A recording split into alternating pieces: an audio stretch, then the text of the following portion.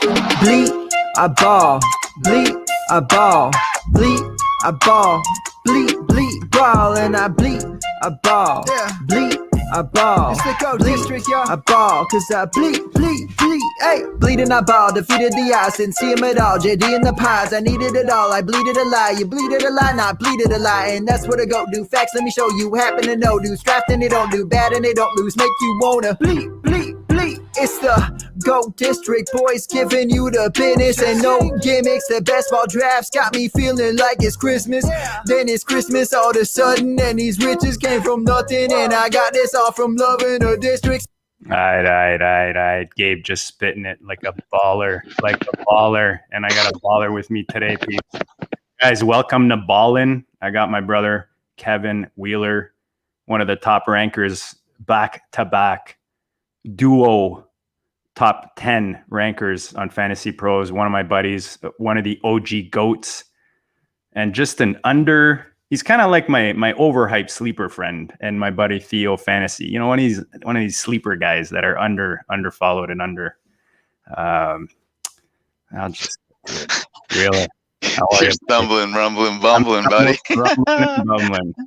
What's up? I'm not underappreciated or underhyped or under anything. I'm just the guy pressing buttons. That's all I am. No, man. In all fairness, you're just one of those good dudes. And like I told you earlier, this is perfect right now. You and I just chilling, doing this FFPC $35 best ball. We're going no slim. We're going deep. It's not a slim, right? No, this is a full one, 28 rounds. And look, man, we're going to do a co-own. This is kind of a last minute put together type of thing, but it's going to be fun, man. Like we can chit chat, we can talk strategy. We're in the 12 spot, which is, I don't know. I kind of like that back end of the draft. Do you have a preference so far this offseason? I've just gotten used to being at the back end of the draft. Like I said earlier, when we were off air, I feel like 70% of my drafts are like from 10, 11, 12 hole. And, maybe I just feel that way, but I've kind of gotten used to it, and I kind of like the way the draft sets up that way. The third and fifth round get a little bit, there are tough decisions to make, but I feel like after that, everything just falls into place. Yeah, it's kind of fun to follow the evolution of these drafts. You know, as I see Kelsey go in the 3 spot, Waller in the 4 spot, you know, from when we were drafting in April to now. It's interesting, man, to see the evolution. I mean, you still have McCaffrey there on, in the 1 spot. Yeah. Was Cook wasn't always there, right? He's kind of crept up, I think, past some guys. I feel like he's been there most of the year. It depends on your draft, obviously, but JT started a little earlier, I think, like earlier off season and kind of. That's because you were doing all those drafts with overhyped sleeper. You guys were up on him. Early. Yeah. Oh yeah. Now he's value, baby, in the back end. Yeah, he is. Speaking of which. Yeah, right there. Did you see what I just put in there? In the queue? Oh, yeah. We're right here at 12. We're up. Tyreek Hill's still there. Barkley's still there. Oh yeah, I know Barkley's hard to pass on. Then there's one other receiver there. Yeah. Like I usually go running backs, but like I'm good double tapping right there. Hill and Barkley, or double tapping the wide receivers. That's what I was thinking, because you got like basically you can have the 1 and 2. Right. Yeah. So how do you feel about Barkley? Do you like? I still think he's all right. He might start out slow, but the last 10 weeks of the season, I wouldn't be surprised if he's top 2 or 3 running back. I'm gonna smack Tyreek right there. First one, yeah, I was gonna say no. I think Barkley. Yeah, you're a bit nervous like to start the season, but you can adjust your rosters, especially in Dino or redraft. But in best ball, I think he's value, man. He's falling. Like you said, maybe he starts slower. He doesn't play a couple weeks or whatever it is. But look, guys get hurt throughout the season. They miss 1 or 2 games, right? So it's not that different. He's going to come back and be a beast. You would think, anyways, in that offense, they added pieces. You would think they would improve. You hope Daniel Jones can improve. So I don't mind him. He's value. I'm not me. It's all ownership percentage, right? So here, I don't mind Adams. Okay. Because I think Adams will probably keep creeping up. as we get closer to the season. Yeah, no doubt. Okay, double tap the wide receiver. Well, Yeah, I don't hate it. Yeah, I'm just having fun here. I think if it were just my team and I wasn't on air, I would definitely have gone Barkley. I still think he's certainly a top 10 running back, even if the remote chance he would start the season on PUP, I would still probably put him as a top 10 running back. You gotta think Chubb last year, what did he miss? 4 or 5 games? He was RB9 at the end of the season, RB10, something like that. So yeah. Barkley's, I see him creeping this late now, and I'm gonna be scooping him up like crazy. Agreed. And it may be just because I've done a few live ones on this site on the FFPC the last few nights, and a couple of them did start. I got Barkley and Gibson on the. I think it was it was JT. Oh, no, wow. One was Barkley and Gibson. One was JT and Gibson. I think it was like the 11 and the 12 spot, or anyways in the back end. But you can really look at that Eckler and Barkley in that 10 spot. I mean, that's a good start. Yeah. And again, I think Hill is a nice pick there. And if I didn't think Adams was going to be moving up, maybe Barkley there is a nice. I mean, look, let's face it. And I was saying this. I think it was last week on the show. Like when I like being uncomfortable now when I do these drafts. To start with a Barkley there and then a Hill. That's a little too easy, man. Now you've got your stud RB. You can hammer receiver, which I've been doing a lot. You get your one stud RB and, hammer at receiver and tight end. What's you mentioned that this is not your style. And look, I don't have too many builds where I start with Hill Adams. That's the other reason I wanted to do it. But what's your usual? Are you heavy running back the first 3-4 rounds? Are you kind of just seeing how it goes? Do you go with zig, when people zag? What's your usual approach? I kind of go with the flow, but what I have been doing is I've been hitting 2 running backs there. It has often been like either Eckler, Aaron Jones, Gibson. That's usually one of the 3 I'm getting there. I'm trying to look or whoever falls. Usually Tyreek Hill has been gone by the time it gets to me at 10, 11, 12. But I'm not on the FFPC a whole lot right now. I was doing FFPCs early. I kind of shift by the month, which site I'm using more often. But I'll probably. I think we get one more injury at running back, one of these stud running backs, and I think those top end receivers start flying up these boards. Oh yeah. Yeah. I can totally see that. I just think, well, what I've been doing, I'm not sure if it's right or wrong, but like the wide receivers that are available in rounds like 4 through 9 are incredible. Like let me say 4 through 8. Because in the 9th I've been targeting a particular running back. And we'll talk about it when we get there. But FFPC, I feel as though everything is pushed back just a little bit more with tight end premium. So like the only place you're going to see Waller and Kittle go in the first round is FFPC. Well, look at Pitts at the start of the second. Yeah. He was like in the fourth or fifth round, like earlier in the offseason. He's just flying up. Yeah. To me, that's unnecessary. Like the more we see these highlights, you watch NFL Network and you see him on the field for the first time. Some guy got excited and he's like, "Oh, I'm drafting him next time I draft. I'm going to take him early." Look, I mean, this narrative has been said before, but I quite honestly now see him as Julio's replacement. Like, ooh. I don't view him as a tight end anymore. Interesting.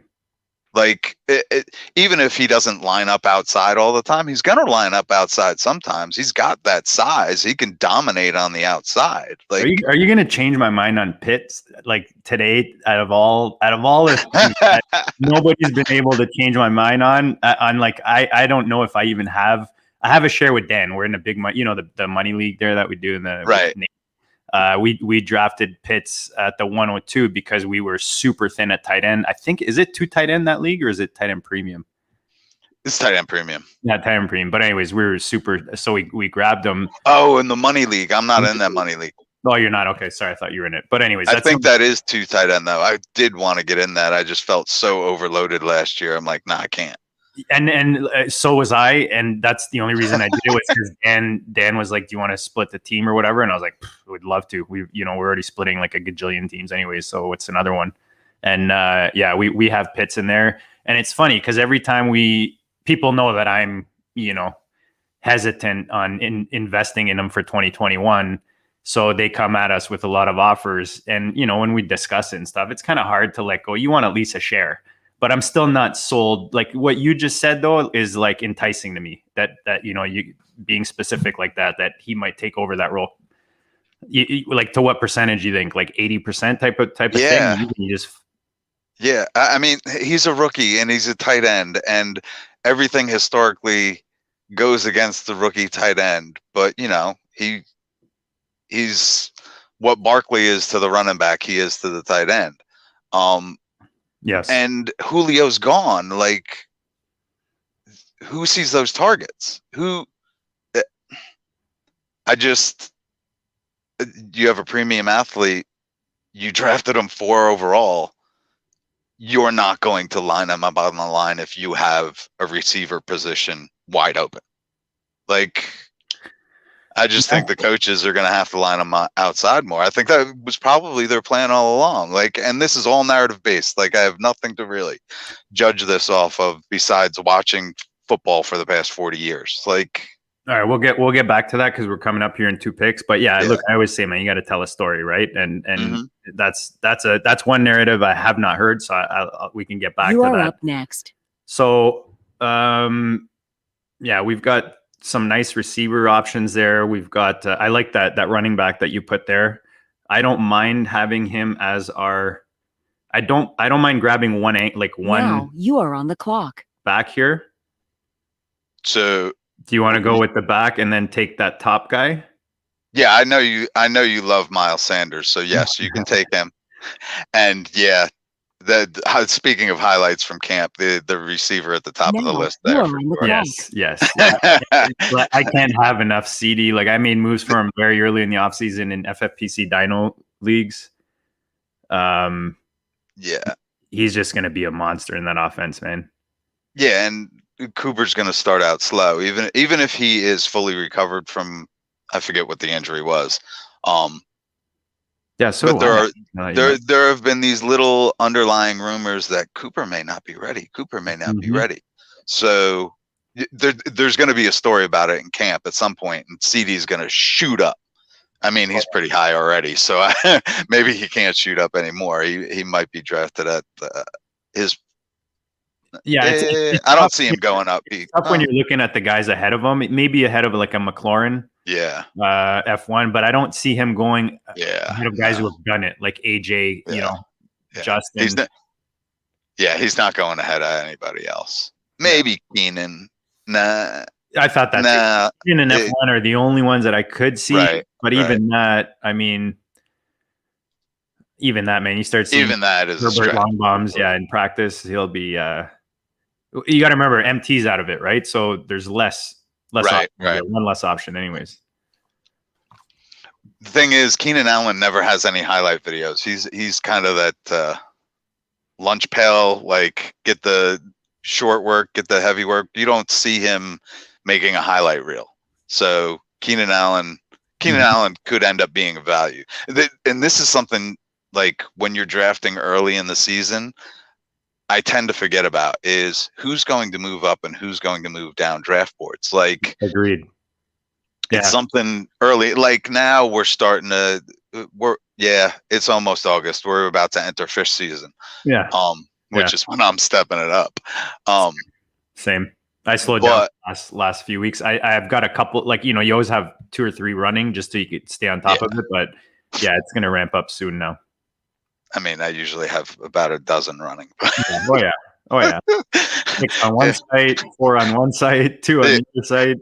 And that, like, That's what I was saying earlier too. Like I did a bunch of FFPC early, but I piled up on the best ball 10s, and then I did some NFC. Well, I did a few NFC just mainly because I'm in that Raz Bowl, and that's the platform for it. So like I kind of every month is a little bit different site. Now I plan next month, August is usually all no holds barred. Let's spread it all out, and I don't start doing the fast drafts until August either.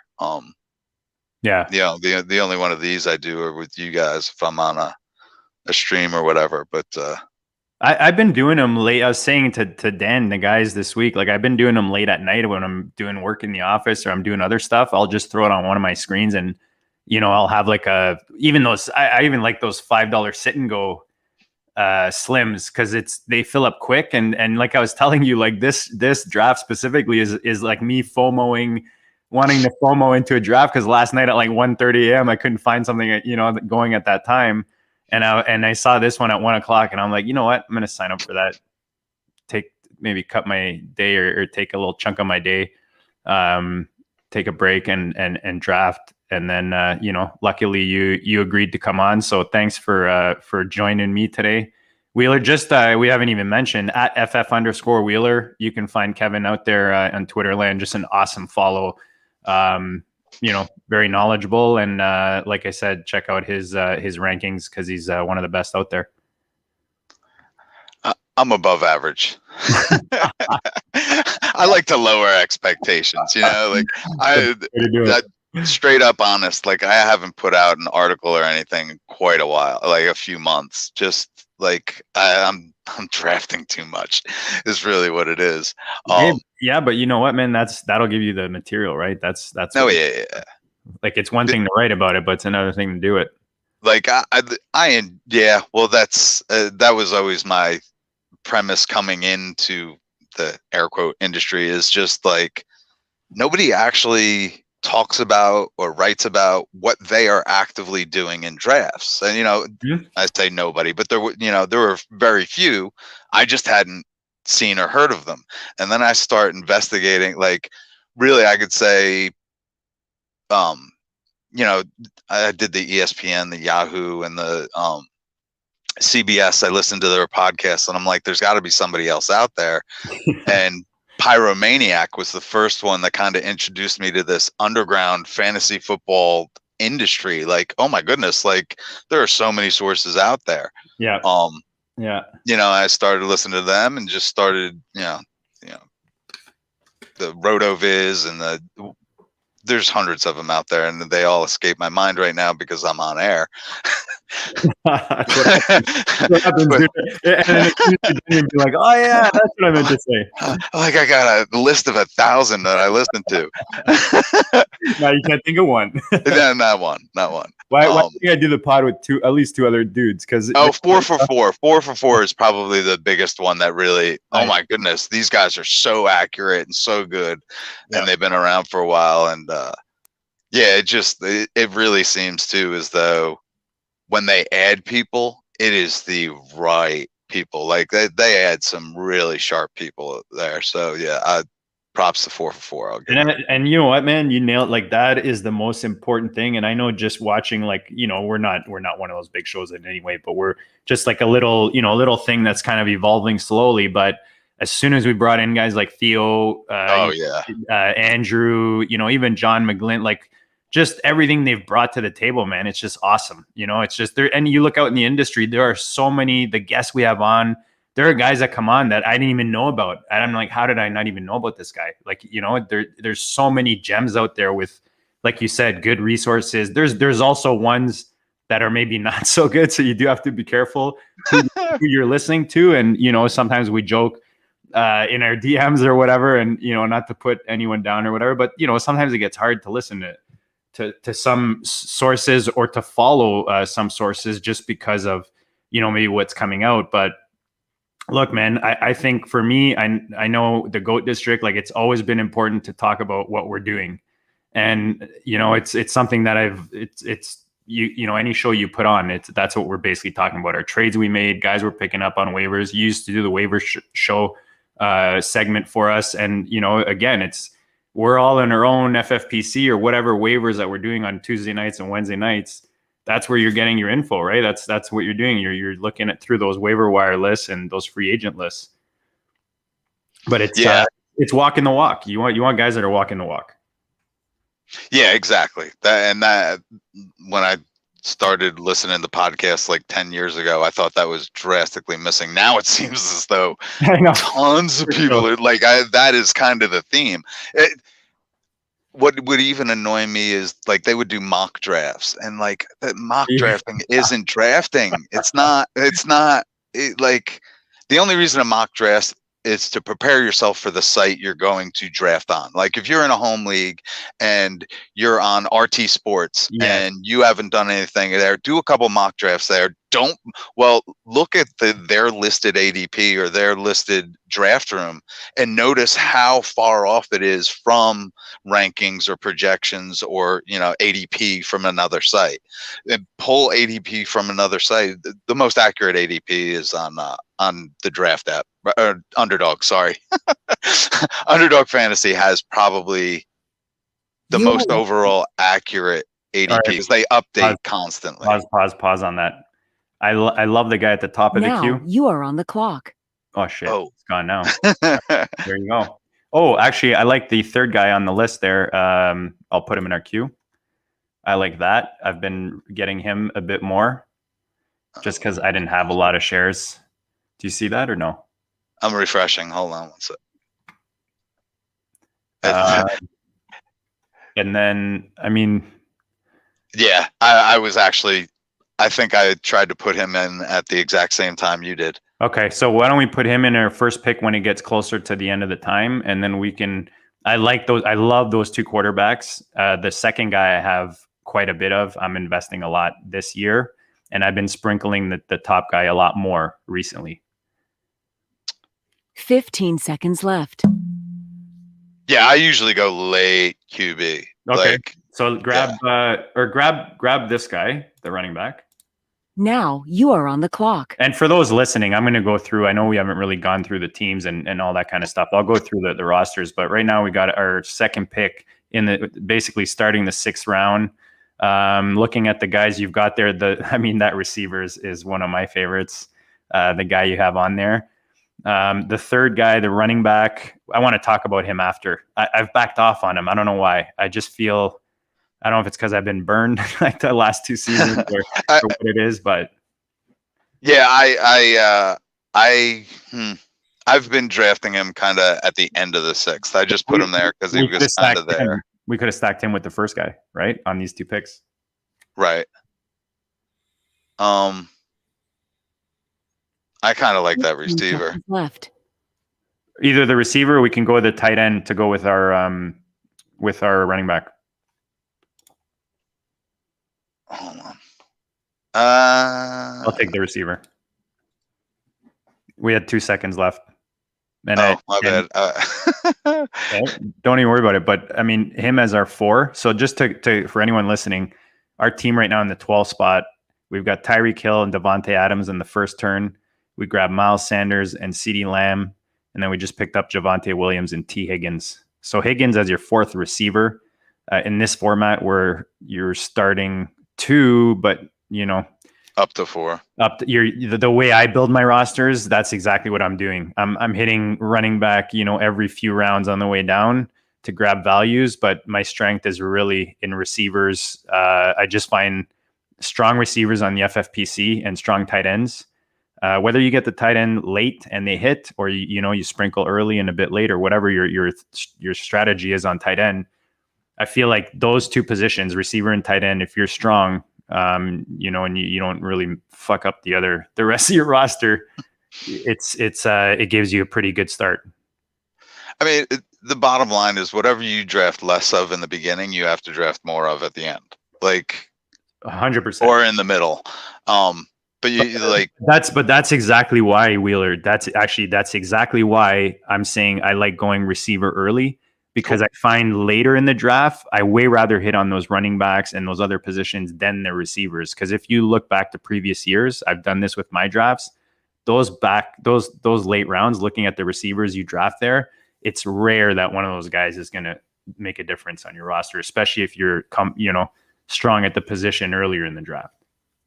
Makes sense. Like what the approach.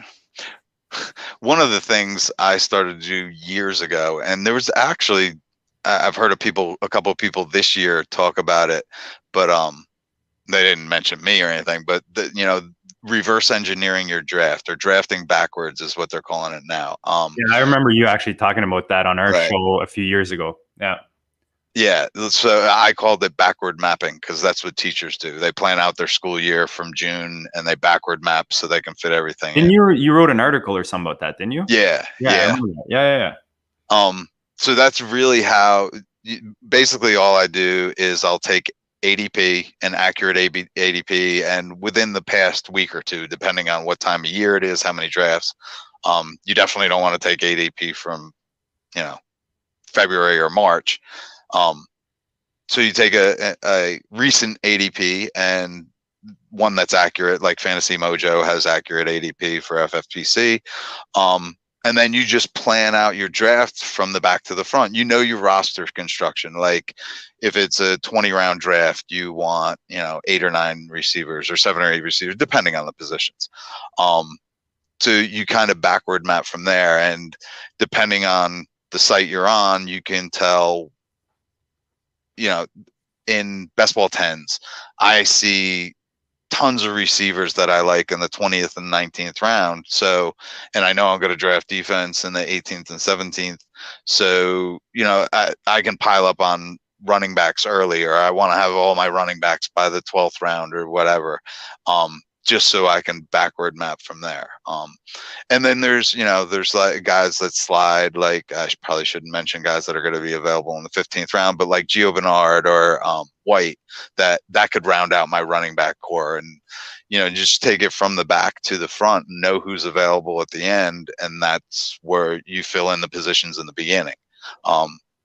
But you can go either way. Like there are definitely running backs available in the mid rounds and late rounds. There are definitely wide receivers if you pick the right guys. After round 10, it's all about picking the right guys, Oh, 100%. And the construction of your roster. You want to make sure you have plenty at each position. I'm convinced that's where I'll win a best ball, is in the second half of a draft. Yeah. I mean, you don't want to lose it in the first half. In the first few rounds. Yeah. Like taking a quarter, 2 quarterbacks in the first 6 rounds or 1 QB. Right. Something like there's always that guy that takes Tom Brady as his QB2, like in round 7 or whatever the hell it is. And that's one of the things too. I said I like going late round quarterback. It's because in these 28 rounders, I know I'm grabbing 3 quarterbacks. You just reminded me. Shout out to the chat too, man. I just I'm a little limited on what I can put on my screens when we do these live streams, so I'm going back and forth. But shout out to Austin Eilers, Alex Keaton, Willis is awesome. They're just talking about our picks here. A couple guys I want to ask you about, but remind me to come back to you about my Colt quarterback. A bit of news today that he's out indefinitely. Actually, I don't know if you heard about that. Whoa, I did not hear about that. Yes, sir. I'll actually pull it up, but yeah, I was sad to hear that, because I was just telling the boys actually that Miami, Chicago, and Indy were becoming my favorite teams to stack in the later part of drafts. Give me all the Miami. Yeah, exactly. I mean, you can pick up Waddle and then Tua, so nicely in a draft and be stacked everywhere else. I traded for Tua in that Goats versus Pros dynasty. I love Tua, man, this year coming in. Yeah. And I'm glad that he's still not hyped up, man. Like, people are still hesitant. Yeah. They're still down on him. Where did I just saw it and I just lost it. Fantastic. I'll pull it up anyways. But yeah, he basically some kind of surgery, an injury that he suffered in practice. Here we go. Wentz out indefinitely with foot injury. So funny enough. So I never react to news immediately. I wait 24 hours because everybody's going to have. It's a good rule. It's a good rule. Just let's see what happens. I mean, the Akers thing came down, and I like, I love myself some Akers, but I was like, I will say everything I have to say in the group chat. I'm not going to post anything. Let me see how this falls. And smart. See, I just don't get the news until 24 hours after everyone else. I'm like, So let's start maybe looking at some of these rosters. So just to kind of go through verbally over some of these rosters and for those who are not watching, check out the YouTube, man. We got the draft board on the screen. In the one spot, I mean, always hard to mess up that roster, but McCaffrey, I like the stack with Dobbins and Andrews. He came back on the 2-3 turn. Baltimore's an offense I feel is just undervalued. I feel a huge bounce back. I mean, Lamar dealing with COVID right now is not awesome, but you hope it's still July. Julio and Cup, and then Wilson and Beckham. So Julio, Cup, and Beckham is nice to start at receiver. McCaffrey, Dobbins. So a nice solid build there. Again, like we said, hard to mess up these first rounds. But any builds stand out to you? You've got the 9 spot where they went Kittle, Diggs, and then came back tight end in the 3 with TJ Hawk, and then went Woods, Lockett, and then Lamar. And nothing's standing out to me right at this moment. We got to fill the queue too. I'm trying to fill our queue while you're talking. So we've got so far 4 receivers, 2 running backs after 6 picks. It's coming back to us at the end of the 7th. So if I go through, I like this guy, and I'm just gonna throw him up there. This guy I've got a ton of in best ball. We could stack those 2 receivers.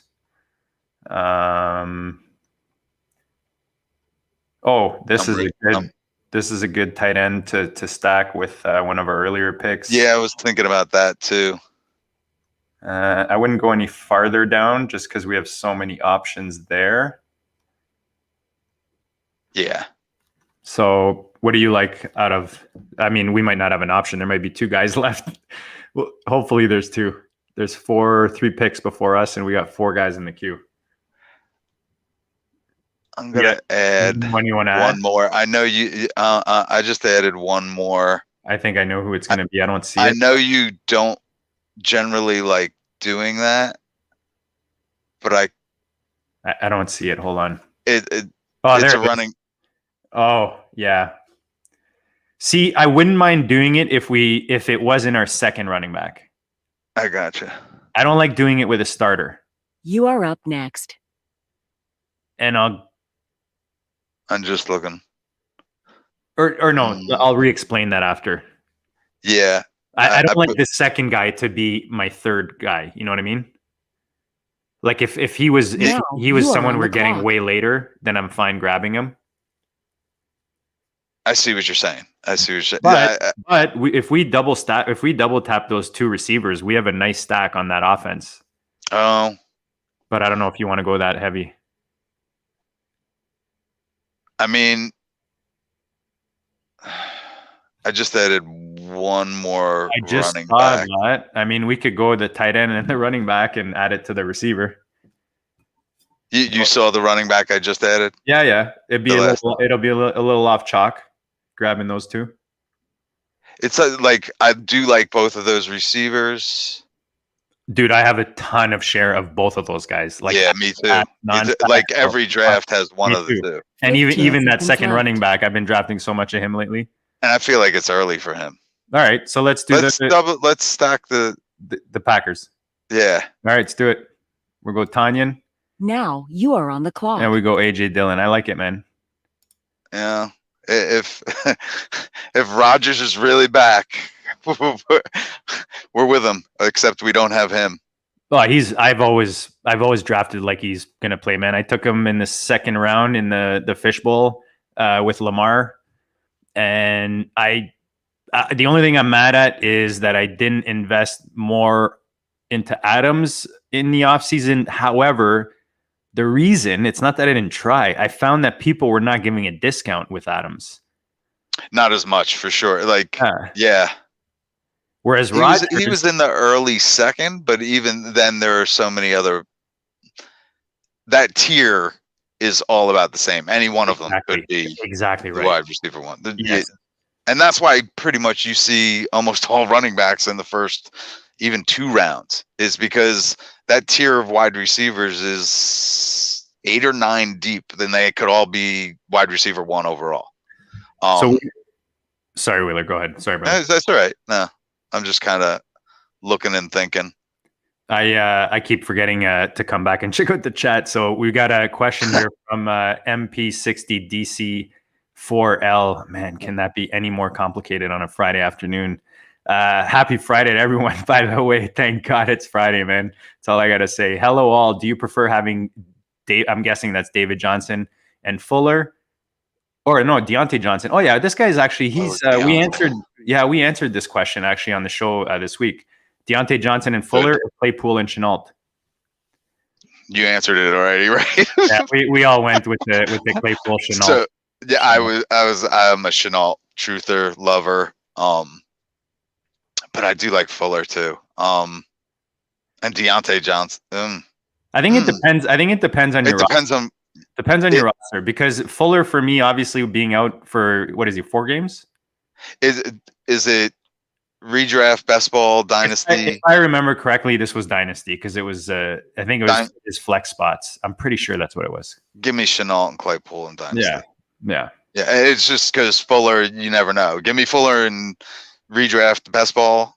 Give me 1 year of Fuller. Give me a career of the rest. Answer us in the chat. Just let us know if we didn't answer that the way you wanted. But you can always check out the show. We answered also this week. But appreciate the questions, guys. Let's see here. So we're in the 8th round right now, towards the 8th. How are you on James Robinson? I find like I'm starting to grab him now because he's falling, in a comfortable, a more comfortable, like he was still going in the 5th round, I think, like, not that long ago. Right. Like I saw his name when we were at the 7-8 turn, and I'm like, too early. But if he's there at 9-10, gimme.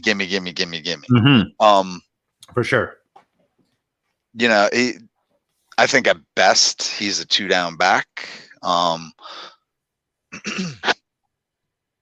His production from last year is going to be off, but like if there's an injury, if they do line up Etienne in the slot more often, he's going to put up some numbers. If there's goal line carries, I would imagine they're going to give it to him. In the 9th, sure.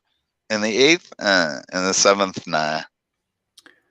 So let's go back to the discussion that we couldn't really fully have, but I do want to have this discussion because we talked about it this week on the GOAT District. So if you haven't checked it out, we had an awesome guest this week, Jax Falcone from the Undroppables. Just a smart dude, man. Great show. We touched on a lot of the current situations, talked about redraft dynasty, but you brought Melvin Gordon to the table in this last turn. We picked up Javonte in the 5th.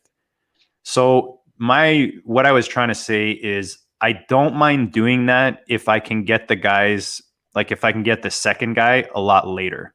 I gotcha. So if I don't have to depend, like I basically want the 2 guys to fill 1 spot, but I don't want to spend, this much to fill that 1 spot. Like I'm trying to think of, there's an example there's an example, but I'm going to put even like, I'll give you an example in the fishbowl. Henderson, I like, as you know, I don't usually take handcuffs. I had Akers in the fishbowl, and I ended up grabbing Henderson because he fell to like the end of the 15th or 16th round or something. I was like, this is ridiculous. Like he's the best running back by far on the board right now.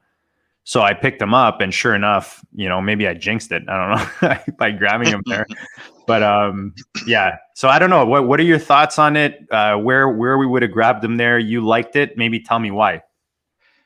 I see Gordon as having the pass catching role in that offense. He's the incumbent where Javonte will perform well. Gordon will pick up the slack. Like I could see Gordon having a great first half, Javonte having a great second half. I just think they're going to ham and egg each other. Like, and you put them together, yeah, their production could cross over and you could end up with a bunch of 10, 11 point weeks instead of the 20-point week you're looking for. But I really think that you're going to see production from both. It's going to be a two-headed backfield, and I think you'll see more 15 to 20-point weeks from one of them and a 10 and 11-point week from the other, where in a best ball, that ham and eggs to a low-end RB1, high-end RB2. So you think there's still standalone value and they complement each other nicely if you're building a roster in best ball? Like, whereas I don't see the standalone value so much in Kareem Hunt. Like, you definitely don't want to do a Nick Chubb Kareem Hunt stack. Like, that to me is just a complete waste. Yeah, and like I was saying, if we had one more running back early, like if we had taken maybe Barkley at the top there, and then Javonte was our third running back, and we already had those two first spots filled, and then we're filling like a flex spot or a possible replacement spot with those two, then I'm comfortable with it. I just wasn't comfortable having to rely on our like two guys this early, you know, with this much capital invested to fill in one spot. That was what kind of my reasoning behind it. But I don't think you're wrong. I do think Melgo is going to give a lot more than people are probably drafting him expecting this year. Right. Whether it's the age or the fact that Javonte is there, and who knows, this could be a whole, like even Javonte, I mean, it's not to that extent, but this could be CH all over again, where he just doesn't really do much this year because there's, you know, so many options in that offense. I really think you'll see Javonte perform in the second half of the season. Okay. So I think as Gordon fades, Javonte emerges. And then so which makes more maybe and that basically you're talking to like he'll go from 8 to 10 touches a game in the first half to 15 or close to it, 13 to 15 touches in the second half of the season, and vice versa. I think you're just going to see that slow progression of Javonte taking over and then phasing out Gordon. And looking roster construction wise, I mean, now I see why you brought that up. If you look at who we took in AJ Dillon, very similar to JW, they're probably going to give you most of their production in the second half, I would imagine. I mean, who knows? Who knows? I don't know how quickly Dillon picks up, you know, where, you know, Williams left off and how much more he gets. Dillon is going to have, I would say, a different role. They're going I'm high on Aaron Jones again because Aaron Jones is going to get the majority of the pass catching work, whereas AJ Dillon is going to progress into that short yardage guy, that bang it down the middle guy. Like they've been using Aaron Jones kind of inappropriately. He's really a satellite back plus that they could use on 3 down. Okay, two things just real quick because we're coming up. The top receiver there, this is why I have so much of them, because he's still there. And the next guy you put in, I changed my screen so I can go grab him because he's the perfect complement to our 2 and 3 spot running backs. Kenyon Drake is the other one. I wasn't going to say his name until he went off the board. Kenyon Drake is the guy I've been grabbing in the 9th every single draft. I've started to offset my Jacobs shares because I do feel Jacobs is kind of being a bit disrespected. There goes our wide receiver. Oh, did he? I mean, but look at that, 2 picks away, and we were going to take him last pick. You know what I mean? That's crazy. It's insane, dude. Those two are going at such, especially him, man. Did we even say his name? Cortland Sutton. Oh yeah, Sutton. Sorry, yeah. So used to speaking in code, you know, you're like. It's really hard to flip back and forth there. But he almost went a full round after Judy. Like that's it's crazy. That's insane. All right, so hopefully this guy makes it to us. Even the next guy after him in the thing there is pretty good. You are on the clock. Actually, there's a few. All right, we're on the clock. I like. So we can go, if we wanted to go quarterback, we could stack, but then you're stacking like your 4th receiver. We can take that running back, which we both liked. I mean, I think that's our obvious first pick, no? Yeah, I think that's the appropriate pick right here.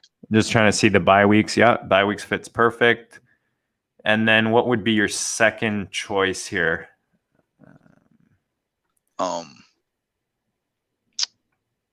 So, oh, damn. I love these receivers. I know. I was looking at the same thing, man. There's a bunch, and there's a couple that we could stack in that team we were talking about earlier. 15 seconds left. You know what I'm talking about? Let's definitely grab Connor. Okay. That's the running back you're talking about, right? Because while you were talking about, and that's something very important, you know, where these guys are going to fit into your puzzle Now throughout you the are on the season. clock. He just seemed like the perfect, and that's why I said I was going to look to see if he was still there. You already had him in our queue, so that's perfect. Yeah. So So we could go quarterback here. I have next to no Burrow, but he looks Same. like he's got to be healthy. same. I have no, but not a. I don't think I have much in best ball. And he does stack with Higgins. I don't mind that he stacks with the fourth receiver. Higgins is still an amazing receiver.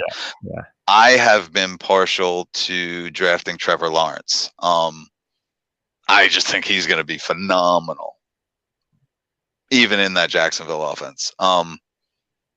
But those three receivers I have there, and I would actually put 3 above 2. 15 seconds left. I like that 3. That 3, especially. I know you do. With the news, you know what I mean? With the news right now. Oh yeah. Oh, we have the other receiver in that core. I'm grabbing him. I grabbed him because there was 1 second left. Okay, there you go. It works for me. There's literally 1 second, so I don't know if you're on a delay, but we grabbed Gallup. So we grabbed James Conner and Michael Gallup. We already have CeeDee Lamb, so that's a nice stack. And what I was saying is we were talking before we went on air with or actually, no, you brought it up, I think, on air. I can't even remember now because we were talking so much prior. But Cooper, you know, with that news, you would think that Lamb and Gallup are going to get peppered. Yes. Yeah. I mean, if Cooper's out, this team is rolling. Yeah. And that's either way, even like offenses, right? I mean, they lose a piece like Cooper, and they're like, "Nah, we're good. We're good." And that's another one of those ham egg. Like there are going to be games CD goes off and Gallup doesn't do a whole heck of a lot, but when CD doesn't go off, chances are Gallup is going to have a sensational game. So you just we're set there. And then when there's a blowout, which there'll be plenty of, because Dak's going to throw for 6,000 yards. Our boy Austin. Actually, he may not be healthy. Our boy Austin says we should win Burrow. He liked the Burrow angle. I'm like you. I think I have Burrow in underdog where I stacked like a couple of the Cincy receivers, and then I grab Burrow as like my QB2 or whatever. Or whatever, QB1 or QB2, doesn't matter. But anyways, I really like that Dallas stack. What do you think today in the news? The latest is McCarthy saying that that Zeke doesn't need 20 touches, and Pollard's going to be more involved. And is this like just deja vu of every other season where Pollard's going to be more involved, or do you think that this is the season where maybe they do keep Zach a little fresher? I mean, they certainly actually should. But I have mixed feelings about it. Like I've been roller coaster on Pollard all season. Like I definitely see that if he gets the opportunity, boom, he's going to shine, and they should give him the ball more. But Zeke's going to touch the ball 20 times a game. Like he's going to. Like he's going to demand it. Like he's going to have a 5-yard carry and start feeding himself, and he's not going to come off the field. Like he's just going to he's one of those players that'll be like, no, I'm not coming off. Get the heck out of here. Like or y'all better set up an offense where there's 2 running backs. Zeke is just not. Zeke will handle the ball well over 300 times. Especially with Dak back, you know what I mean? Like they're buddies. My question is, they're talking about Dak wasn't exactly the healthiest. Yeah, he had. I was trying to watch some doctor show I found there talking about him. Doesn't seem very serious. Like it doesn't seem like cause for concern necessarily. Especially like again, we're like approaching August, but something to keep an eye on for sure, man. All these, the injury, you know, as much as you say, like, yeah, you definitely want to wait 24 hours, even 48 in some cases for when a medical is involved. But I think that, you know, I find like these are great because they're just nice opportunities to buy guys that maybe you couldn't buy before, especially a guy like Dak and Superflex or whatever it is. Now maybe you have an opportunity that wasn't there before. Absolutely. Like, yeah, if players fall, you know, I'm happy to see it, and you grab them. If I'm mid draft, like, I forget what round I was in. It might have been like the 6th or 7th round, and the Akers news hit, and I looked at Darrell Henderson, and I'm like, do I do it? Do I pull the trigger? And I passed probably for a different position. The next pick was him. So I probably should have. Like, it was, it was that borderline. Like, I didn't hear all the information yet. Do I have, you know, let me feel this out. And I probably should have hit it, but whatever. No big deal. You like to try to catch those things, but you know, sometimes you miss. And it just like I was probably in a dozen different drafts and wasn't my pick at that precise time, and I missed out on that opportunity. But there's going to be a dozen more. Like, as soon as they sign somebody, I don't know if they will or not. I think chances are when cuts come, they're going to pick up somebody, and he'll probably drop a couple rounds, and there you go. You take the few days to take advantage of it and expect it to disappear. And that's exactly it, man. That's exactly how you're going to get that little edge in best ball or build that value in dynasty. What do you think of our boy Austin challenging us on the Connor pick, saying he's a bit overrated? I mean, look, we're talking, we got him in the, you know, 9-10 round turn. You're talking about a guy that should get, what percentage do you think he's getting out of that offense? 40? So we get him at pick 108, right? Like, he's, and I'm not even worried about the 40% of the touches he's going to get. It's those goal line carries. Exactly. He's going to take all the goal line carries, right? Edmonds has carried the ball inside the 5 one time in 3 years. And that's what worries me about Edmonds. That's why I hesitate. That's why when I saw him in the every time I go to grab him, it's more of a feeling thing for me with Edmonds. You know, it just doesn't feel right where he's going.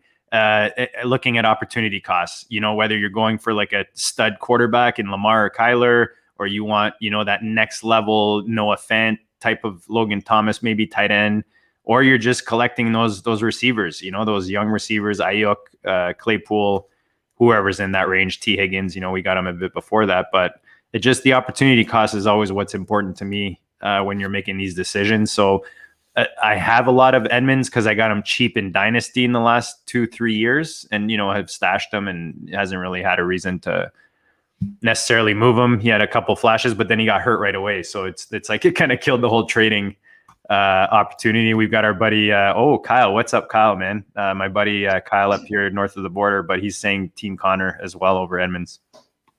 At their price, yes. If Edmonds falls to the 7th or 8th, I scoop him up, and that happens from time to time, you know. And I don't. That's another pair I don't mind stacking in the, like, you know, 8th, 9th round or 7th to 10th round, because that's a true ham and egg. Like, one of them's going to get the goal line carries, the other's going to get the pass catching,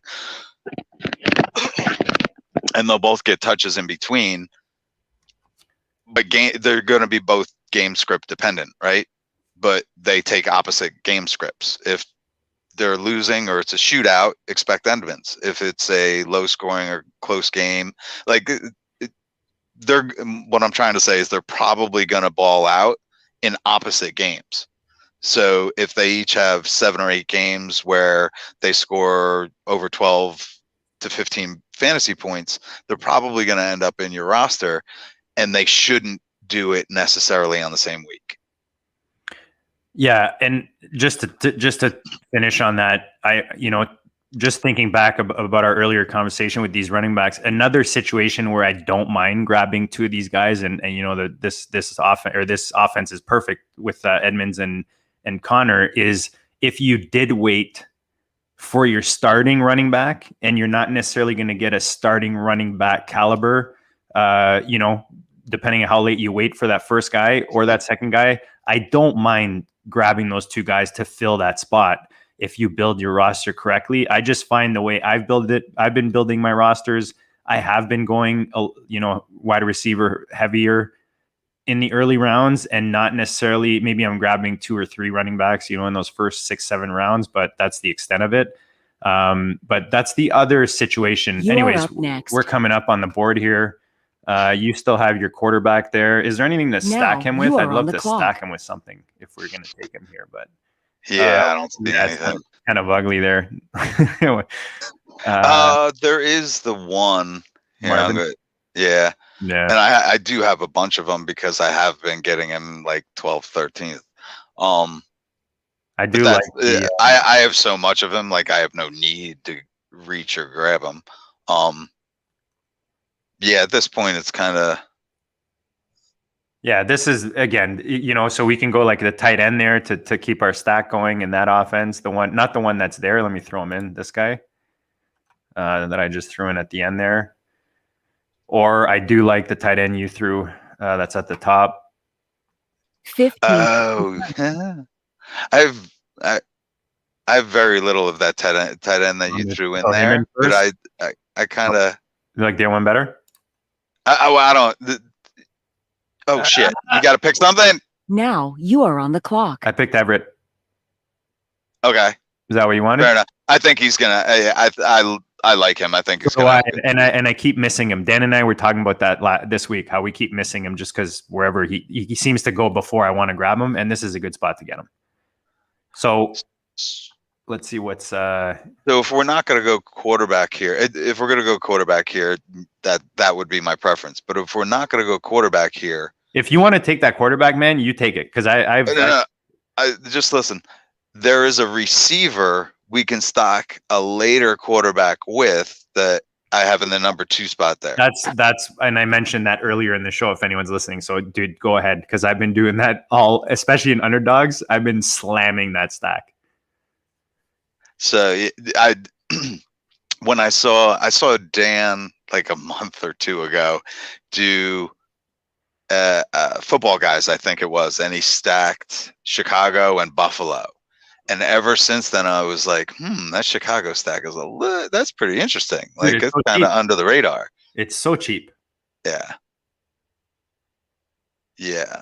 And Fuller went a couple picks. Fuller went like 3 picks before us. I was drooling over Fuller for that later stack of the quarterback we were talking about earlier.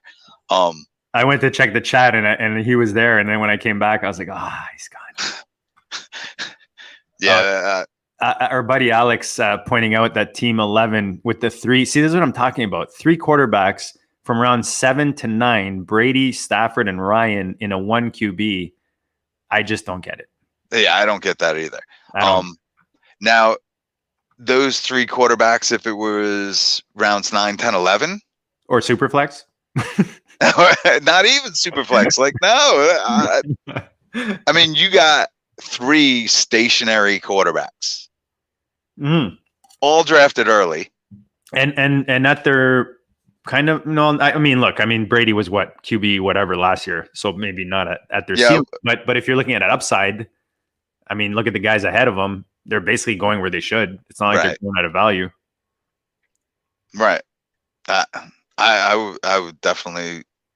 The other 2, Tannehill and Hurts, I would much rather have them than either one of those 3 quarterbacks. Yes, agreed.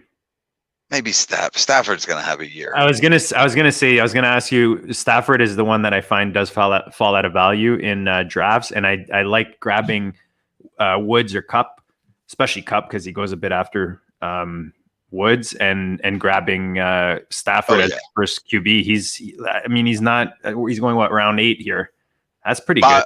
Bobby Trees is my favorite. So yes. I forgot you were a Bobby Woods guy. We call him Bobby Trees. That's so right. Nobody gets on board. We want to keep this bandwagon light. That's right. That's right. Like literally on Twitter, anytime somebody says Robert Woods, I'm like, no. We call him Bobby Trees here. Shh. But yes, I do like Cup this year, especially with Stafford. I mean, Stafford peppers the slot receiver. Oh yeah, Cup is going to have a year. I think Cup is. I see him going ahead of. I see him going ahead of Bobby Trees sometimes, and I can't blame a person for grabbing Cup above Woods. Like, I'm not going to do it. He went like 3/4 of a round after Woods in this one. Woods went at 4. What is that? 4-4, and then Cup went at 5-1. Yeah. If Cup is there at 5-1 for me, I'm all over it every time. Kyle commenting on the 11 grabbing Gronkowski and Goddard after he picked Pitts in the 2 spot. I agree, especially with the QBs, but I will say I don't mind being tight end heavy in this league because you can start 3 of them.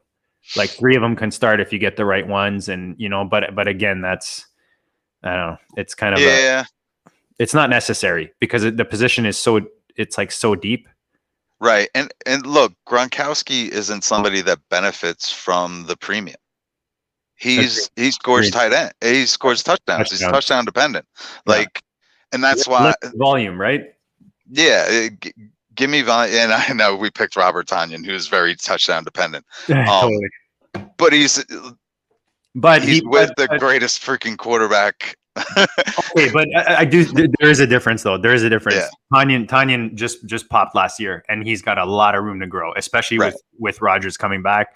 I watched him and Kittle on that tight end show or whatever, and I just fell in love with the guy. I was like, this guy's even more awesome than I thought he was, So he went to Kittle's tight end camp last year, and this is like Kittle was talking up Tonyan last year, and this is where I get my Tonyan love from. Like, I really think, and I don't think the change of quarterback was going to hurt him a whole lot. I would have thought another quarterback would have been more dependent on him and probably given him more targets. Well, young quarterbacks have been known, rookie quarterbacks to come in and be dependent on that tight end position.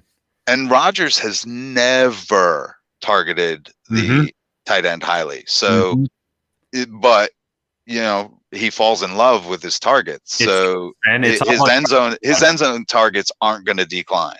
And his regular receptions and targets should. Rodgers is all about the rapport, man. That's why Cobbs is back there. That's why he wants guys that he's comfortable with, that he trusts. That's all he needs around him. And Tonyan has become part of that. You don't know if it's Lazard or MVS that are gonna. I think you're an MVS guy, aren't you? Or is it Wheeler? Is it Ferris that's the MVS guy?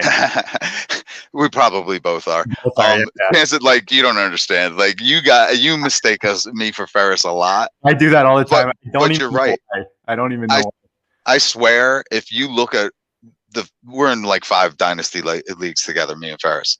If you look at our teams, we probably share the same 60 guys. Yeah, see, that's kind of and I'm in a lot of those leagues too, so that's why I get all confused. Like, I like him late. Certainly, I like MVS. He's going like the 18th round or later. All right, are we double tapping right now at that position that you've got in there? Because I don't mind doing that right now. The one we were gonna stack disappeared. This guy's here and this guy's here. Let me refresh. We've done so much bullshit, and like our queue is like one of the things we should be doing. Like Todd from PA, and that's who developed the stack cuff thing, by the way. Oh yes. Let me footnote that. But like when he does this live, he stacks his queue with like 28 guys. Yes. And we should be, but no, I'm bad. We're having too much fun. This is fun. We're the guys that have fun with this. Let all the other guys be serious. You're up next. Yeah, it's Friday afternoon, man. This is so fun right now. All right, so we're round 13. So come back around on the 14. Now you are on the clock. I actually like this running back. I just threw one under yours. I was just throwing a guy to throw a guy. Oh, I love this receiver. that I just threw in there. I just refreshed. Ooh. The running back you threw in, I do not like at all. You don't? Okay. No problem. No. Okay. We could double tap. That isn't a bad double tap on I was just going to say, do you want to do that? Huge upside? Sure. Yeah. Why not? Yeah. Shoot for the moon. Right. Yeah. Now, So you we're are on the grabbing clock. Trey Lance and Tua. I think that's a nice stack. Yeah. All right. There we go. We took care of quarterback in round 13 and 14. And looking back in retrospect, like I didn't see Fuller when we were picking Gallup. I would have picked Fuller over Gallup. Oh yeah. And that because from the beginning I've been saying that like I stack the hell out of Miami, and that Fuller Tua stack is my favorite. Well, it's definitely easier to stack than obviously the Dallas because Dak's gone, and then we were just kind of stacking Gallup there. But yeah, the Chicago, like I said, Chicago, Miami, and I was adding Indy to that. There, if you haven't stacked your team early or you want to kind of build a new stack later, those are 3 offenses that you can build 2, even triple stacks with. I've been also doing a lot of the Jacksonville. I've been doing LaVisca because I love him, and then Trevor Lawrence and sometimes Marvin Jones or Lawrence is going later than I thought he would, to be honest. And to tell you the truth, like if you can grab Etienne in the 5th round, which I was hoping he would fall to us, that get a Etienne, LaVisca, T-Law. Yeah, that's a nice stack. And you're rolling. That's a nice stack. I mean, you could be dead because they could suck, but but it's nice because I don't have a lot of those guys, and that's why I'm saying that. I'm like, yeah, you know what? I might have to build the if you can, if they fall in the right spots, obviously. Right. But like it's kind of hyperbole, but I really think T-Law can come in and take this league by storm. So to see what he did at Clemson as a freshman, like. I don't watch much college football, but when I watched him as a freshman, I was sold. Like, I think he comes into. I think he's so NFL ready, and I think he can come in and just dominate like we haven't seen before. And you think the guys around him elevate Chenault, DJ? I mean, where are you in Shark and Jones? Either of them stand out to you, whether it's at ADP or just in general? Shark's ADP is a little bit too high for me, and. I don't know, actually, we were talking. I was on a show with you last year, and me, you, Dan, were talking about guys to fade in Dynasty, and I was a fade on Chark last year, and that kind of worked out for me. I think he's a boom bust kind of guy. Like if Trevor Lawrence, and there was a quick video or a quick tweet about camp today, and somebody said, look at the connection, and all I saw was Trevor Lawrence throwing this absolute pinpoint dart right into Chark's hands, but it could have been any wide receiver. Like, I just think he's being drafted a little bit too high. If Chark is there in the 7th or 8th, yes, I'm on him, but I don't ever see him there. I don't have a lot of Shark. It's another one of those guys where opportunity cost just makes me kind of just look right by him. Right. Yep. Absolutely. The other receivers or the other players in that area, I just prefer. And maybe it's because he was like free like a couple of years ago before, and now it's like you're like, okay, if I grab him here, I mean that's basically it's best case scenario. You know what I mean? He's not going to be I don't think he's going to be a top 10 receiver or a top 12 receiver. In best case scenario.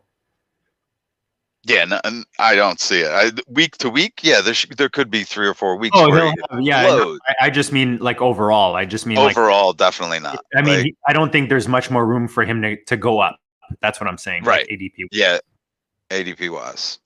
Although, I mean, I can't even see a couple preseason long bombs to DJ Shark. Yeah, for sure. And that's the thing. Like. I was talking about Keenan Allen earlier. There won't be any camp highlights on Keenan Allen. There'll be dozens of camp highlights on DJ Chark. Well, because DJ Chark will explode. Yeah, because that's the plays he runs. Yes.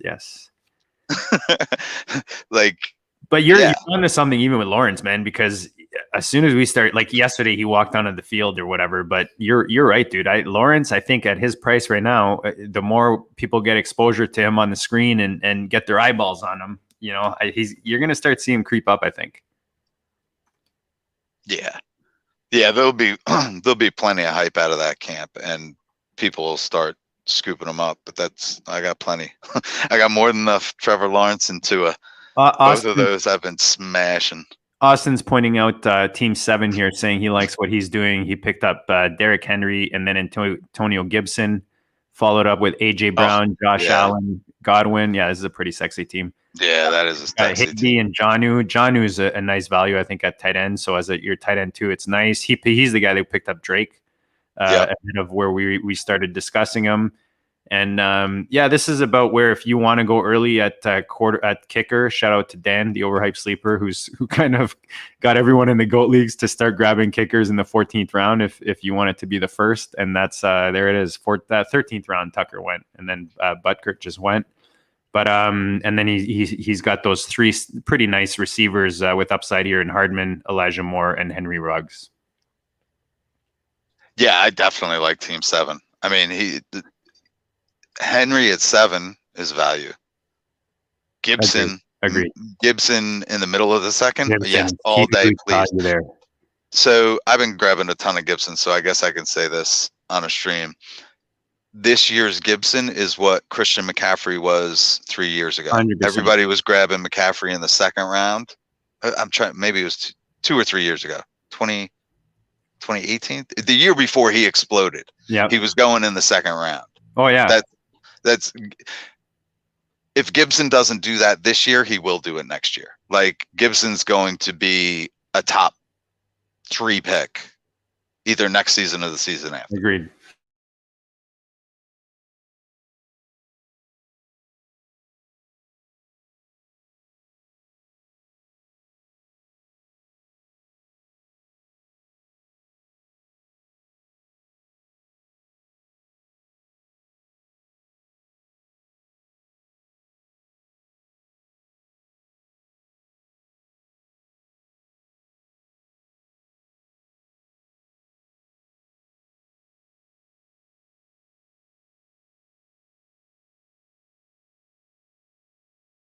But they could definitely explode.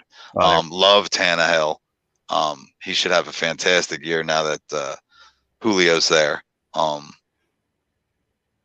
I definitely like the construction of his team. I have always been of the same philosophy as Dan when it comes to kickers, and I always translate it this way: in your regular redraft league, when you're starting beginning, you have 16 players on the team, and your last 2 picks are kicker and defense, right? That means they go in the 15th and 16th round. Why would you change that in a 28 round draft? Just grab them in the 15th. Grab your kicker in the 15th round, because defenses are replaceable. Like, your defenses never get hurt. You can grab a kicker before everybody else does in the last round of a regular redraft and still get that. So yes, grab an ultra reliable kicker, and I have one this year that I prefer than the top 3 that have been picked so far. Let me get him in the queue just so I can. Oh, and it is there anybody in this draft that's listening to the stream? Look in the queue. Look in the queue. I swear to God, I was gonna say that. Yeah, literally. Yeah. And then you said that you're gonna put it in the queue, and I was like, oh yeah, I should probably not say it. That's exactly who I've been grabbing. Yeah, agreed. He should be a top 3. Yeah, I've been grabbing him first. Yeah. Oh, like overall? Yeah, of the kickers, yeah. I'll grab him if Tucker's gone. He'll be my second guy after. I took Tucker in the fishbowl because I had Lamar and Bateman, but him and Tucker are my top 2. Drafting kickers in that Scott Fishbowl was a sucker's bet, the way he set the scoring. Oh yeah, it's all good. But I took him late. I liked it. That's I liked cool. where I got it. It was a fun pick. It was a fun pick. It's a totally understandable. Yeah, it's like a JD McKissick. He's got like a nice floor play when you need to put him in. Right. That was a pretty good reference. We had him in the queue for a while. He was auto drafted. Oh, dude, I thought about that. Trust me, the whole kicker thing. But then I was like, where I got him, it was a little later. Nobody had even grabbed the kicker, and I was like, you know what, I'm going strong on Baltimore, and he should get a lot of points. So you know what, he'll be like I was thinking that exact thing. Like he's a good JD McKissick, you know? Yeah, I can definitely understand that. It's like that's a fun tournament. It's not exactly. Sure you want to win it, but like really. Doesn't really matter that much. You're just having a good time. I was the smart guy in the room for 3 seconds. Okay, I was the guy who took the first pick. Come on, man. I'll let you get away with that. Let's change the subject.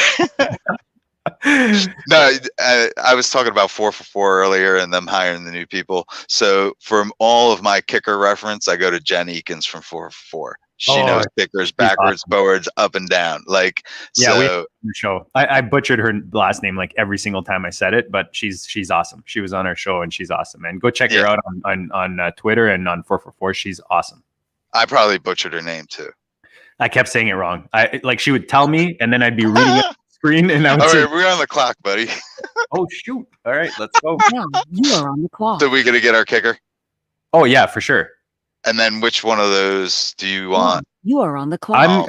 I'm comfortable at running back. I mean, with the mix we have, if you, I just really like that receiver. So get him. But I do like that running back. I'm just trying to look. Let me just pull up because we have time. So at this point, I'm just basically looking at my queue by position just to see the depth and how replaceable these guys that we have are. And yeah, I mean, this is why I am grabbing that running back, because when you look at who's left, you know what? That's easily the running back for me. You? Yeah. So we take Gio here. I don't know. I grabbed them. I James do White, like that. No? Oh shit! What? I already grabbed Gio, but White is off the board. No. I'm saying Gio is going to be like the James White of this offense. Yeah, absolutely, without a doubt. Without a doubt. Tom Brady had to handpick him. Exactly. That's exactly, and that's like who you can argue with Tom? Come on.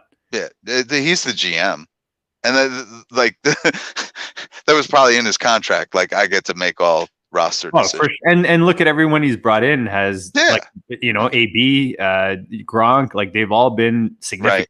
They've all been factors.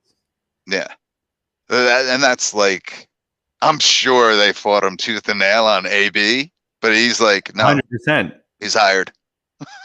Dude, they will right now. He could tell them he's bringing in like Dahmer to be receiver, and they'd be like, "Yeah, no problem, sir. Yes, sir, Mr. Brady. Whatever you say, sir." You know what I mean?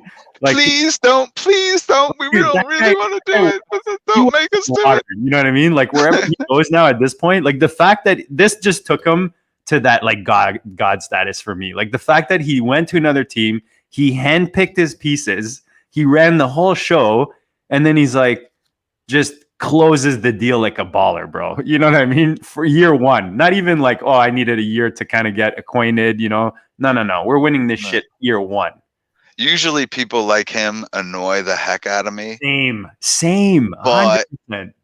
But I grew up a Giants fan, and we beat them in the Super Bowl twice. Oh, I hate when people do we beat them. Like, and the Giants beat him in the Super Bowl twice. Dude, I'm a Colts fan. I live in Canada. You know what I mean? Oh yeah, you have. You hated him for a long time. Oh, yeah. I've never hated him because like my team beats him. Yes, and that's a good. I always remember that when you mentioned it, because you mentioned that on the show, and it's so true. If you beat him, you're like, whatever, man, we beat that guy. Yeah, but usually people that are like that arrogant annoy me. Yeah. But and literally he wins because everybody flocks to him now. Like, but you know what?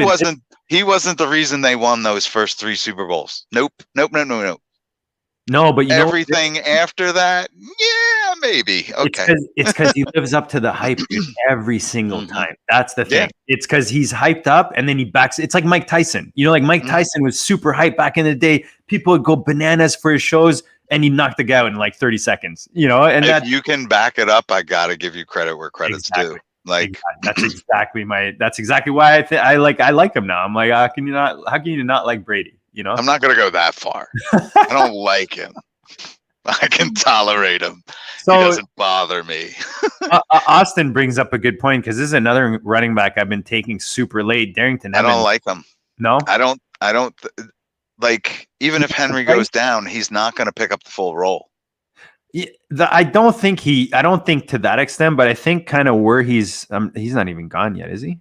Oh, maybe I have to look at him more. Like I thought he was taken already. Does he catch passes? I don't think he does. I'd have to. Right. Then I guess he's a direct handcuff, but he's not nearly as good. Like Derrick Henry's a monster. Yes. And if he goes down, Derrick Henry's the only one that can be Derrick Henry. Agree. And that's a trap I think that people get into with the whole, and that's kind of why the handcuffs and the backups, like that kind of thing, or the handcuffs, sorry. I've totally shied away from them for that reason, because that's a rookie mistake I used to make over and over. Take the handcuff, and you've got a guy. It's like you're sitting there with your dick in your hand, you know, which isn't always the bad thing, but in this case, yeah.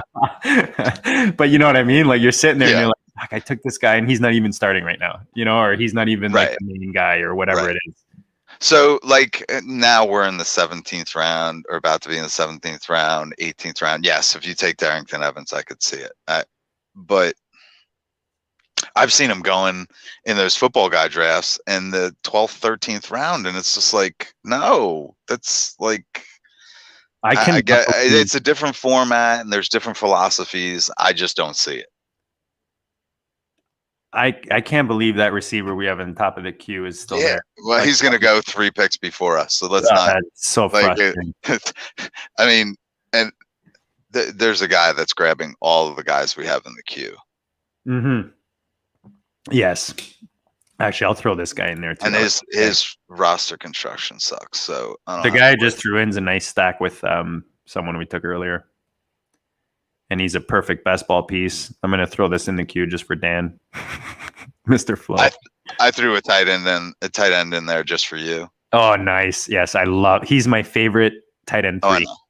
I know. Favorite tight end 3. He's so money. My thing is, there's a few tight end 3s that are really going under the radar. But that's why I was telling you that it's such a deep ass position. Yeah. Yeah. I mean, there's we'll talk about it later, but there's a tight end that's going so deep that could get 80 to 100 targets. Does he play on a team that rhymes with Wheelers? No. Okay. No.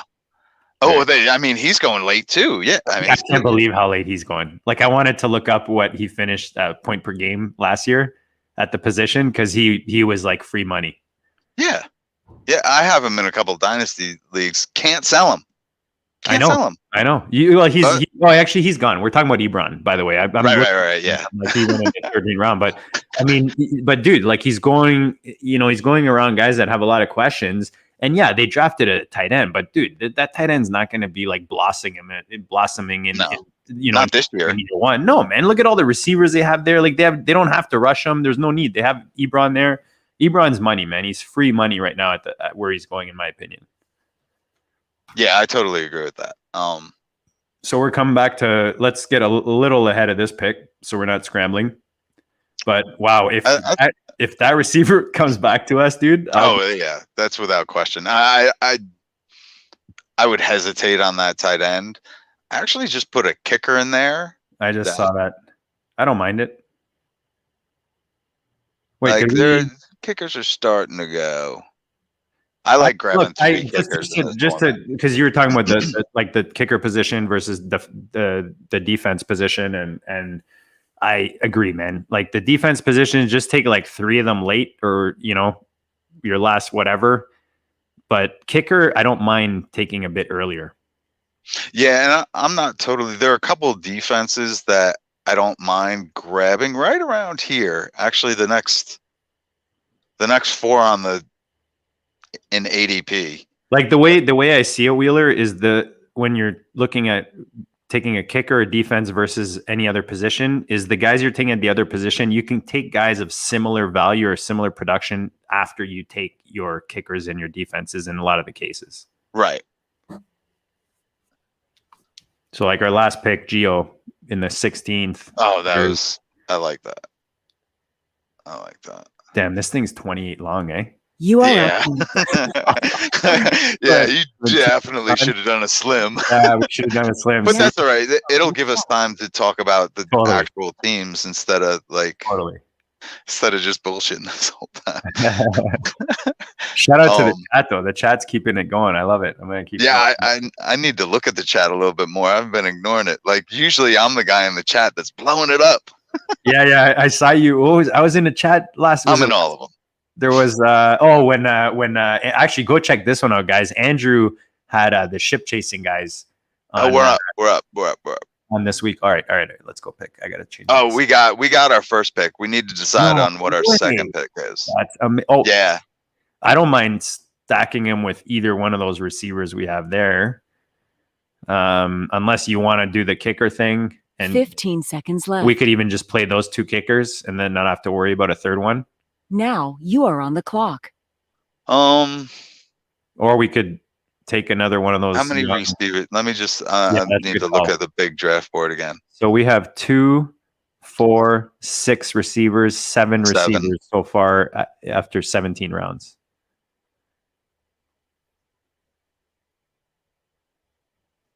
I don't see any quarterbacks that are worth taking.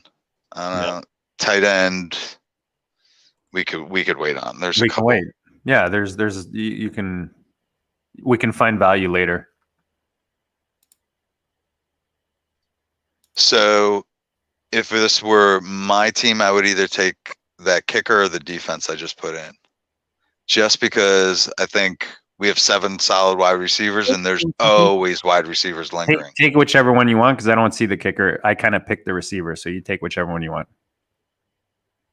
All right. I'm gonna take Matt Prater. He's with Arizona now, and I'm pretty sure he's one of the ones Jen Eakins was talking about not too long ago.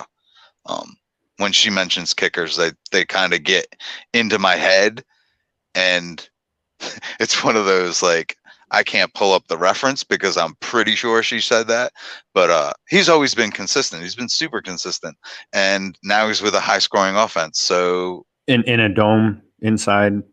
Well, no, now Prater is with Arizona now. Yeah, don't they play indoor? Nah, I don't think so. Well, it's Arizona. They might as well be indoor.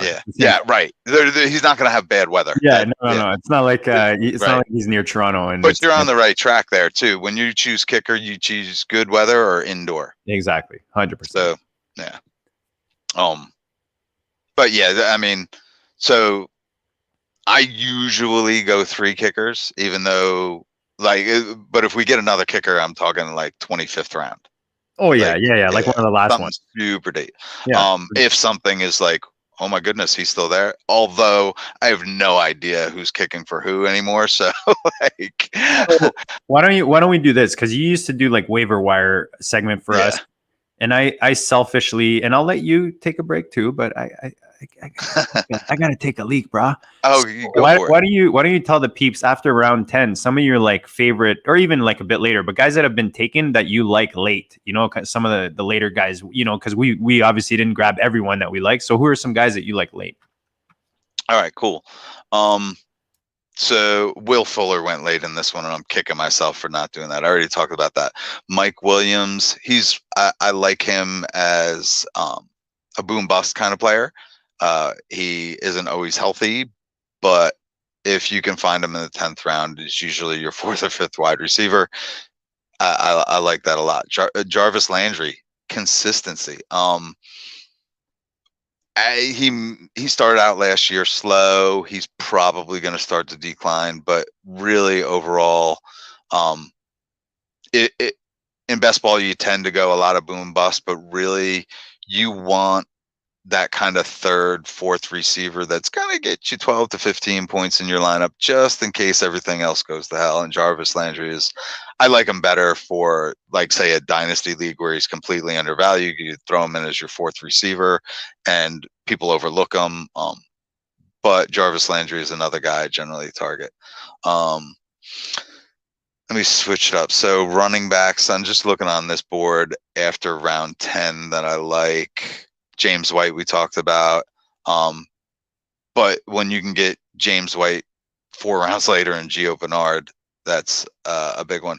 JD had Jarvis Landry. Latavius Murray in the queue. And I've been avoiding him. I guess in the 14th, he's fairly safe. But I really just don't see his upside. I think he had 2 games last year where he showed any kind of value. And even when Kamara is out, Latavius has his consistent role. And he's about to hit that age cliff. There is a running back in New Orleans that's new. He's actually been hyped up a lot by Roto Underworld. Matt Kelly, that I might talk about in the super late rounds that I kind of like, and that's kind of why I'm off Latavius. It's funny because I wanted to ask you earlier about why you didn't want to take him, and I totally left right when you talked about him. So it's all good. I'll have to listen back later. No, I didn't say much about him. It's kind of more of a like. Because Dan and I grabbed him recently, or Theo and I, grabbed him in a draft, the Warrior Bowl. I think we're doing together, and he likes him in the current situation in New Orleans. Oh shoot! What? I forgot to make my Raz Bowl pick. Oh well. There's actually a couple places I'm on the clock, probably timing out right now. Shoot. And it I could actually. I might take a detour there, but Latavius, between age cliff, I really don't think he is. I don't think he has a major role in the offense. I feel like he only had, and I could be wrong about this, I feel like he only had 2 games where he produced value last year. If these two receivers come back to us, man, I will be smashing both of them. I'm just letting you know right now. Yeah, sounds good. Yeah, I haven't even really looked at that. So actually, and where Latavius went, it's more like Philip Lindsay went. I would much rather have Philip Lindsay. Philip Lindsay has a chance to actually be the starting running back on Houston. So it's an opportunity cost thing for you. Yeah. And I think even if Kamara goes down, Latavius's role doesn't expand that much. They find different ways. I mean, I guess, with Thomas being out, Michael Thomas being out, Latavius's role could expand because they could move Kamara outside more. That was our reason. Yeah, I probably have to reevaluate that. He was someone I was passing on prior to the MT injury. Right. But, obviously in Dynasty, he's like a nice, cheap piece you can have on your bench, and you're not going to be selling him for much anyways. But in best ball, it's just recently because of, obviously, the MT situation that we figure his role could increase. Yeah, and if he's going in the 14th round, that's not a bad pick. That's not, I see it now. You talked me into it. There you go. See, you talked me into Pitts. I talked you into Latavius. I'll give him another chance. So I think these guys might fall to us, man. I don't want to jinx it. There's actually a running back that you are up next. I don't see on the board that I am high on and have been since we did a underdog draft together. I swear I'm reading your mind. As soon as you start describing a guy, I knew exactly what you're talking about. I've been liking him too. I've been grabbing him actually for a few weeks now because I just feel he's super undervalued. Now we didn't get that quarterback. How many? I've always said Cohen isn't really coming back. So we have 5 backs so far. Yeah, we don't really need another running back. I usually do 5. Yeah, I'm fine with 5. you know what? Let's smash the receivers, and maybe he falls to us. Who knows? Yeah, they've been in your queue since our last pick. So yeah. So we just got Rondale Moore and Terrace Marshall at the Now you are on the clock. 19-20 mark of this best ball as our, I don't even know, receiver, like 2, 4, 8, 9, I think. 6, 8. That 9 and those are 9 and 10. Oh Jesus! Some sexy receivers right there. I think we're done with receiver there, buddy. For sure. But look at the upside we have with that. Like between Mooney, Moore, and Marshall, that's some serious upside right there. I can tell you this: there are a lot of smart people that are saying that they're going to ball out this year. So I have no problem with them. I probably have a little bit of Rondell. I've actually been drafting his teammate this late. Kirk. Yeah. He goes cheap. He's even cheaper. And then Terrace, yes, could be a Robbie Anderson replacement. That's Dan's boo. Yeah, I've heard a lot of good things about him. I just the target share I don't think is going to be great this year unless somebody goes down. Yeah. I like all these. Like Bateman is my guy. That's kind of my rookie receiver that I've been gravitating to. But I like all three of these guys. Yeah, I definitely prefer Bateman. I think he's the one guy that I think can be an alpha like year one. Yeah, totally. You know what else? Rondale stacks with Connor. Yeah, that's why I was happy to get him. Yeah, I like that. Yeah, a lot. Because Rondell's going to get carries. And imagine if we had, where was it that we were, where we grabbed Higgins, we were considering Kyler. So we could have had to try. I mean, look, we did well, I think, with Lance and Tua, considering we were able to stack the first 12 rounds ahead of them, We probably should. There's a quarterback going super late that overhyped sleeper Dan opened my eyes on. He's a backup, but the starter's old as dirt. Oh, I know who you're talking about. Yeah. In Washington. Yeah. Yeah. Now we just gave it away. Heineke. It's a 13 ball, you know what I mean? Oh yeah. I'm not really worried about it. It's super late round. I mean, that's like $100 Canadian for me, but it's all right. Oh wow. I'm joking. Inflation. No, it's probably about 55. Actually, the way U.S. economy is going, it'll probably be 15 Canadian dollars. Just go buy crypto, man. Put all your money in Bitcoin. It'll be good. Trust me. All right. I totally agree. So we got 8 rounds left, and I'm loving this build right now. We've got 2 tight ends in Tanyan and Everett. We just went through our receivers. We stacked 10 receivers in the first 20 rounds, which is just beautiful to do because now for the next 8 round. We could not even touch receiver, and we can stack running back with depth. We can stack tight end with depth. We can grab like a late flyer QB if we wanted. And this team is, has a contending chance, in my opinion. Oh yeah, for sure. So I'm just putting I put a couple defenses in the queue. Like we got to grab them eventually. I just put a tight end in the queue that I was talking about earlier. I wanted to ask you about him. So maybe after we can, cause I keep seeing you talk about him but I want to ask you about him cause I'm not sold, but I'm intrigued because obviously the price and I play FFPC, right? So it's tight end preems. It's not much more than opportunity. He's fairly athletic. Like it's his 3rd or 4th year in the league.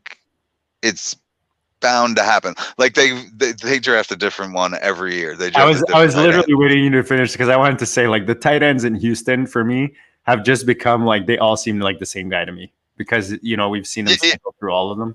Totally agree, but they just let go a guy that he was splitting targets with last year. Oh, true.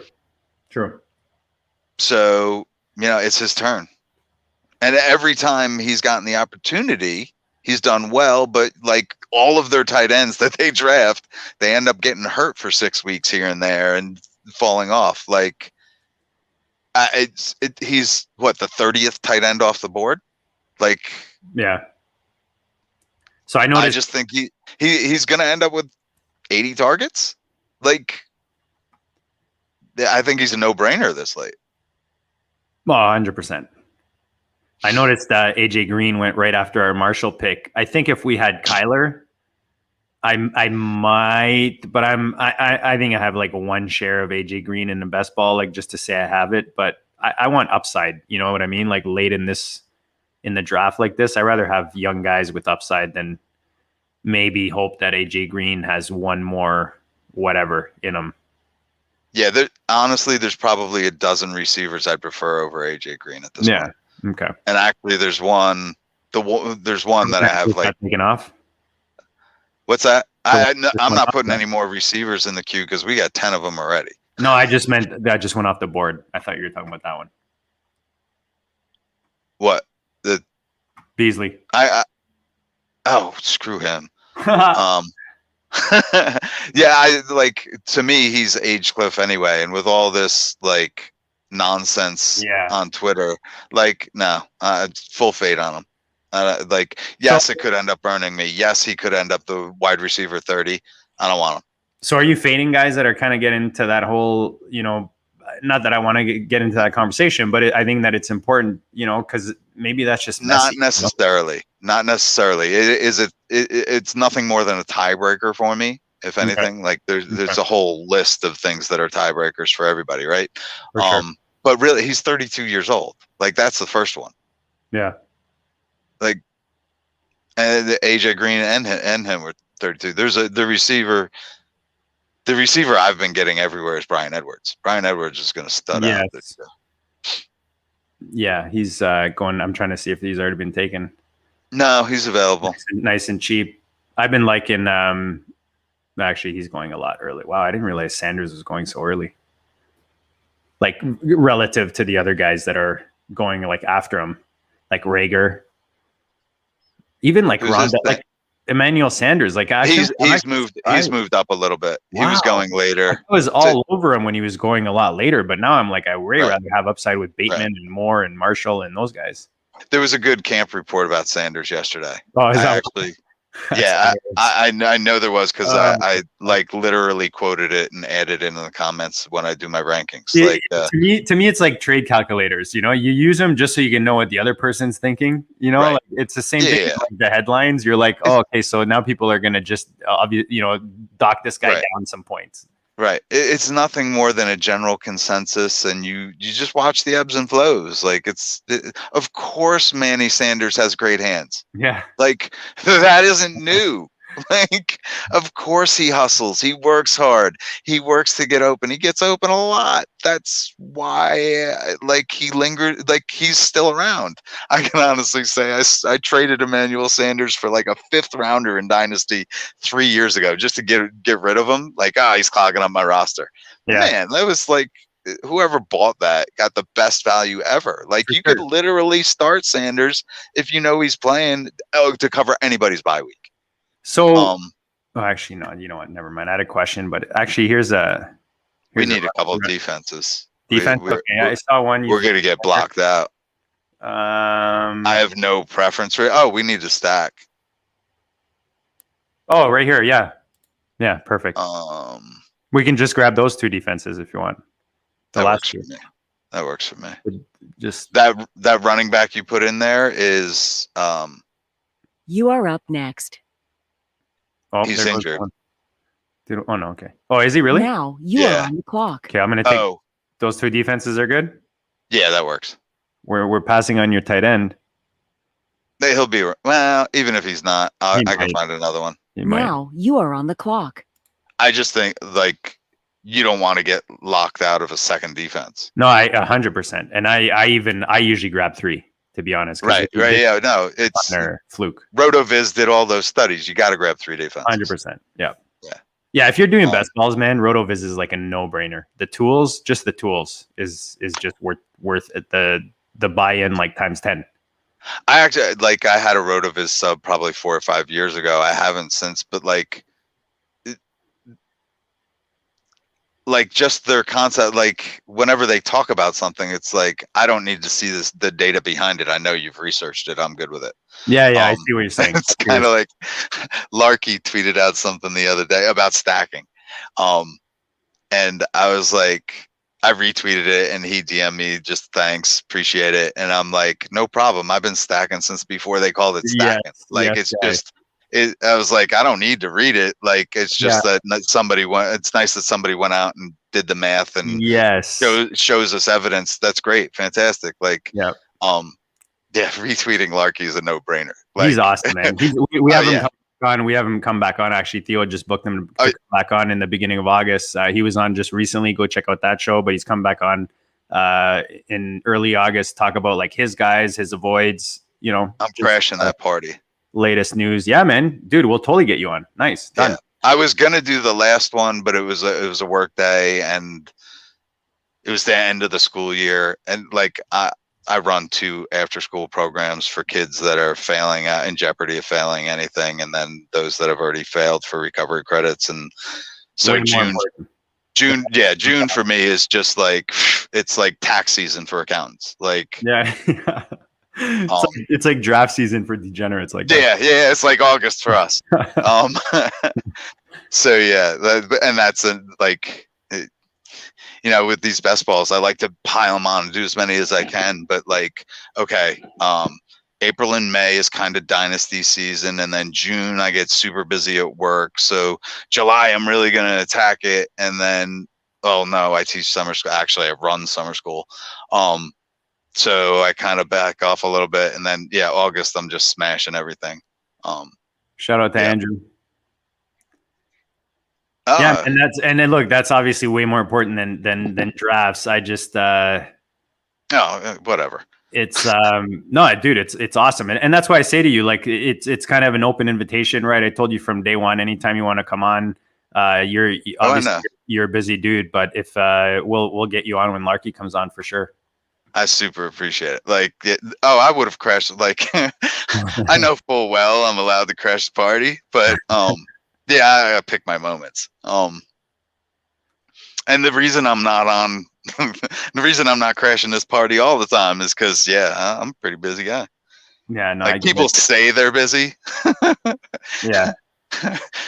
Like when I'm not doing something, I am crashing out. It doesn't matter. Like 4 o'clock in the afternoon, sometimes I'm just like L'd out. Like, oh my God, I'm exhausted. Well, I feel like that's just the way it is now. Like, especially if you live like, and my wife and I were talking about this because she's been dying to go away on vacation because we've been, up here, we're still kind of on lockdown when it comes to traveling internationally and that kind of thing. We're probably going back too. Yeah. Oh, really? They're going to shut it down, you think? Maryland is the numbers are rising, so it goes state by state here in US, but like the Delta variant, there's messages going around. So like mid-summer school, we started summer school, students didn't have to wear a mask, teachers didn't have to wear a mask, or masks were optional for those that were vaccinated.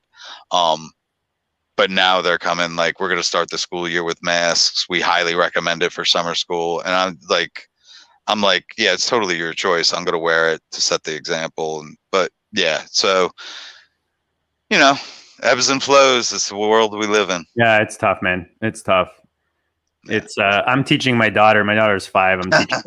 I'm not teaching. I'm coaching like her girls under 5 team soccer. And, just have fun with it. Undefeated too. Oh, dude, it's such a blast. So at first I was like, when they started sending emails and all this app, I had to register everyone in. I'm like, oh man, more admin work I don't need. You know what I mean? But when I go to the games, dude, I have such a blast. It's so refreshing. It puts everything in perspective. But yeah, man, it's one of those things where they tell you, okay, it's optional. And as the coach, you're like, I don't know, do I need to wear a mask? Like, we're outside. I haven't worn one. You're outside. I have my thing around my neck, my turtle or whatever you call it. Like, I have it around my neck just in case, but I haven't worn one. And they make us put like sanitizer on all the kids before and after the game. And the ref sprays the ball or whatever. Kids are dirty as shit. Like, it's like when I'm in my classroom, like I had. We shouldn't be talking about that. Let's talk about fantasy football. But yes, like there's no reason not to be cautious. Like anybody is just risking more than they need to. Yeah, you got to be considerate, man, for people Yeah. around you. You know. Yeah. So Austin giving Team 11 they went after Cordero Patterson and Dude, I like him super. Not this or well, I mean, you're after the 20th round. Pick 21, whoever the hell 22. you want. All right. Yeah. I mean, there are definitely guys out there that I have above quarter. I mean, I can't even pronounce his name. You're almost as bad as I am with pronouncing. Yeah. So I'm going to take that running back out that you didn't like. We didn't take that tight end you have in there. That I actually like that a lot. We didn't take this guy. Yeah, I love that a lot. I put another tight end then. I've been doing that whenever I don't get the first one, I'll usually throw him in if I'm working on that team in any way. Yeah. So what other position are you looking at? Like, I'm fine with running back. I'm fine with receiver. We could get either one. We definitely need a tight end. Same. My guy just left. Let me see where we're at tight end here. My guy just left. Oh, I kind of like the guy we have on the board at tight end. That's cool. That's why I put him in there. Like the other guy that I think there's this guy. Let's just say their names. Yeah, like there's, Conklin, Hollister, just because Knox is not exact. He hasn't really, but he's going in like his third year. I think people are giving up on Knox way too quick. But if you Knox. Wait. Oh, you know what? There's the Croft. Who? Oh, Croft. Tyler Croft. He got some good reports at OTAs, but I would go with the one that's the Schultz. Yeah, Schultz. So we were just saying, if you miss on Dalton, seconds left. Yeah. Schultz is a great backup. Now you are on the clock. So let's go back to the other positions. So we have our three. I mean, what are we looking at quarterback wise? It's like, I mean, could go Jordan Love. We have a bit of a Green Bay action, but that's like limiting your upside almost. There's Drew Lock there. No, hold on.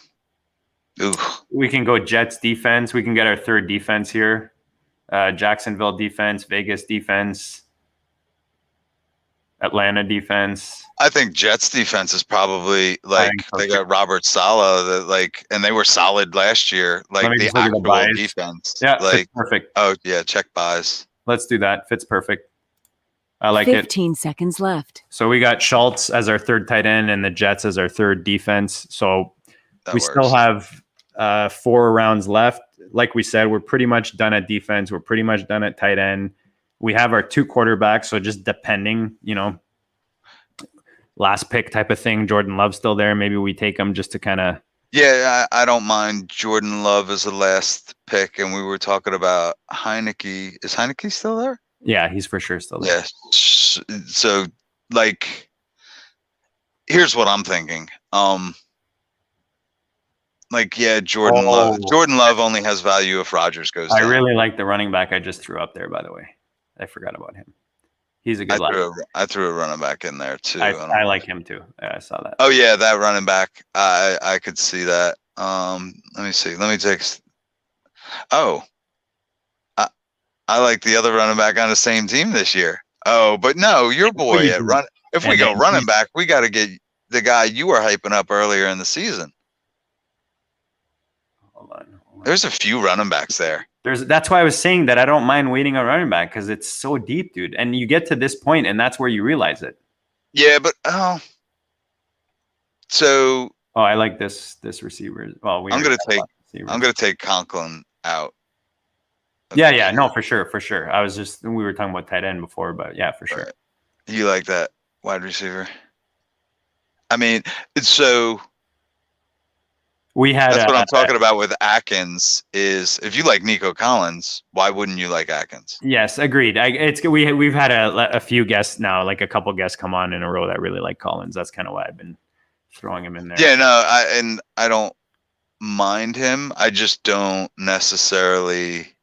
Yeah, I think he'll be fine. I think he'll be heavily targeted. He's a big wide receiver. He should adjust to the NFL just fine. It's an opportunity to take, right? I think the biggest question on him is there actually talent? Like, they didn't use it in Michigan, but I don't know. He didn't really break out, did he? It was mainly because of that offense at Michigan, but I don't see the production. See, and that's a different story. That's a different story. So And then if you don't believe in the talent, I'm not going to draft guys I don't believe in the talent. I don't watch a lot of college football either, though. So like when it comes to rookies, I kind of go off of what other people say and look at their highlights, look at the player profiler, and I don't hate go that from there. I don't hate that last guy you threw in. Right. We could take the other guy out and then put him in instead. Right. That's what I'm saying. Just there are other guys around here that are like, I think have higher upside, or like even a guy like Tim Patrick.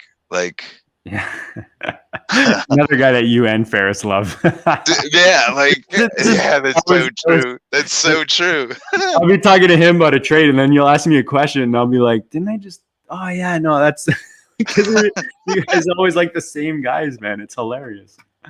Yep, that's so funny. No, that's fine. Like, and when you make that mistake, I'm like, it makes complete sense. Like. We like the same guys. We say the same things about the same guys. There's this running back too, since we took Buddy and then we didn't take the other guy. So we were talking about Cordell earlier, Cordell Patterson. Yeah. Like, if he's around in the 27th, 28th round, that's where I've been kind of eyeing him up. He could be the complementary running back to Mike Davis. Like, he's listed as a wide receiver, but I don't think that's a position he's going to play. New England used him as a running back. Minnesota used him as a running back. Cordell Patterson is actually more of a running back than he is a receiver. I mean, he's a fantastic special teams guy. So that's where he really stands out, and that's how he makes a lot of teams. But you're talking about going into the season, Atlanta has Mike Davis and a rookie Hawkins that was a UDFA or 7th round rookie. Yeah. 7th. Like, Cordell Patterson is, to me, in my mind, the actual handcuff to Mike Davis, and could be, he could end up with a role over Hawkins. Interesting take.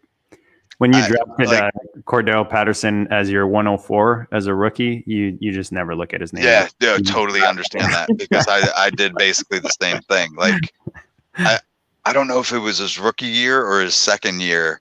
I was so hype on him, and it's because I was listening to ESPN podcasts, and literally after that year I stopped. But I was grabbing him in like the 4th round of redraft or something ridiculously stupid. Yeah. Yeah. Basically, you were expecting Justin Jefferson, Yeah, exactly. Exactly. Yeah. Never happened. No, never. I mean, he has the athletic makeup of somebody that should. Yes. Oh my God. Yeah. And it was like, it's like the narrative was always that he was raw, and it was like his route running was, not there yet. But it's like, he just never. His hands aren't great. Is that what it is? Like, I don't even think it's a drop rate. I think that he drops so many in practice that quarterbacks were just like, oh hell no. Yeah, you gotta you gotta win the quarterback over, man, if you're gonna be a successful receiver in this league. Yeah, without a doubt. All right, so we have we got 3 running backs on the board and 1 receiver. And just looking at positions that we were probably shy on. You are up next. It's probably. All right. Quarterback is probably quarterback we need, but they're all just like. Yeah, there's nothing that you like. And what I was saying about Heineke is, if he puts up numbers, he'll do it in the back half of the season. Agreed. Like, we kind of have the front half covered, and that's why Dalton has 0 appeal to me whatsoever. Dalton might get 4 starts. They're all at the beginning of the season. He gives us no value at the end of the season. And doesn't fit in our puzzle. Right. But yeah, if Heineke is an option, that we can even get him 27th, 28th round. So if we're narrowing down these running backs, I'd prefer Gallman. I would say Gallman is the guy. Yeah, I was just looking at buys. We can take any guy we want here. You want Gallman first? It's up to you though. Like to me, Gallman is more your guy than he's Dude, my guy. I'm fine with it, and then we can take either one of the other guys next. Now you are on the clock. All right, I got him. Because with Gallman and Trey, you can basically have like, you know, the last 3/4 of the season have like the whole offense in some scenarios. Right. The only other thing I was thinking is, did you want a third kicker? Oh, so not that I even have any clue if any of these guys are actually kicking the ball. I know that's the issue. So if I unless there's a guy that I know for sure is there and that I want, I don't mind going 2 at kicker if I went early enough. And I feel with Zerline and Pritter, we have that option right now. All right. So do you want another running back? Do you want a quarterback we were talking about? I don't mind grabbing one of these running backs that we have left there. Right. Go for it. Grab whoever you want. You know what? Because we have thing and it's late. Actually, no. For that reason, I'm going to go Roundtree. Yeah. I'm going to go Roundtree. Yeah, we could have gone Boone to Stack.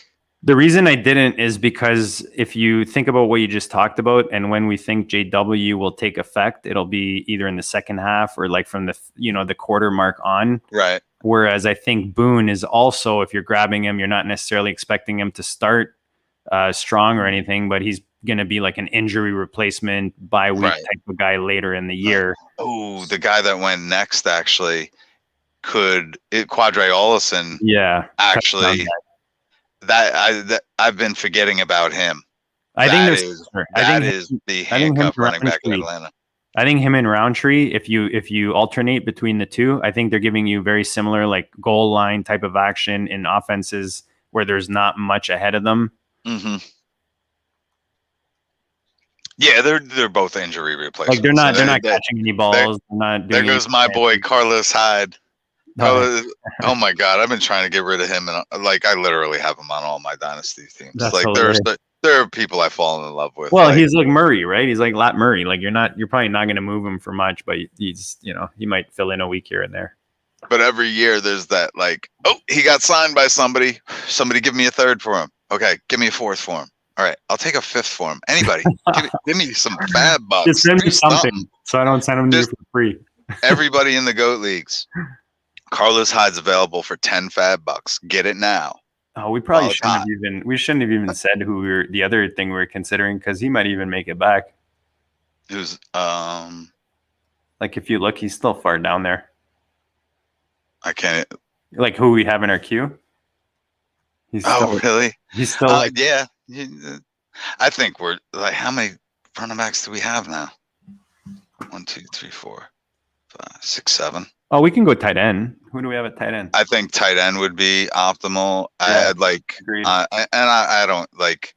I think tight end would be optimal, but I'm not even sure. Like, I don't think Conklin.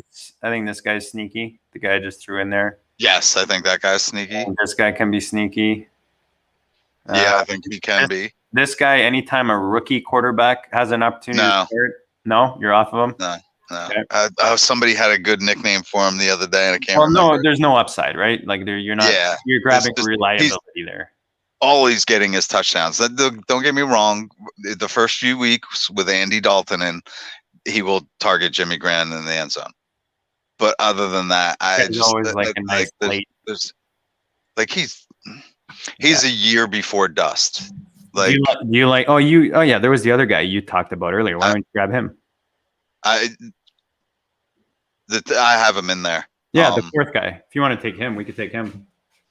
I think that's the move. I mean, the other tight end on his team has been hyped up every single year and is disappointed. Don't get me wrong. I agree. I do have a few shares of the other guy on his team, but you know, I'm susceptible to hype. And actually, it's ADP. Like anytime somebody falls far enough, you go, huh. That's exactly it, right? It's all about the price. At the end of the day, you could say, "Oh, I don't like this guy," but there's always a price, man, on a player.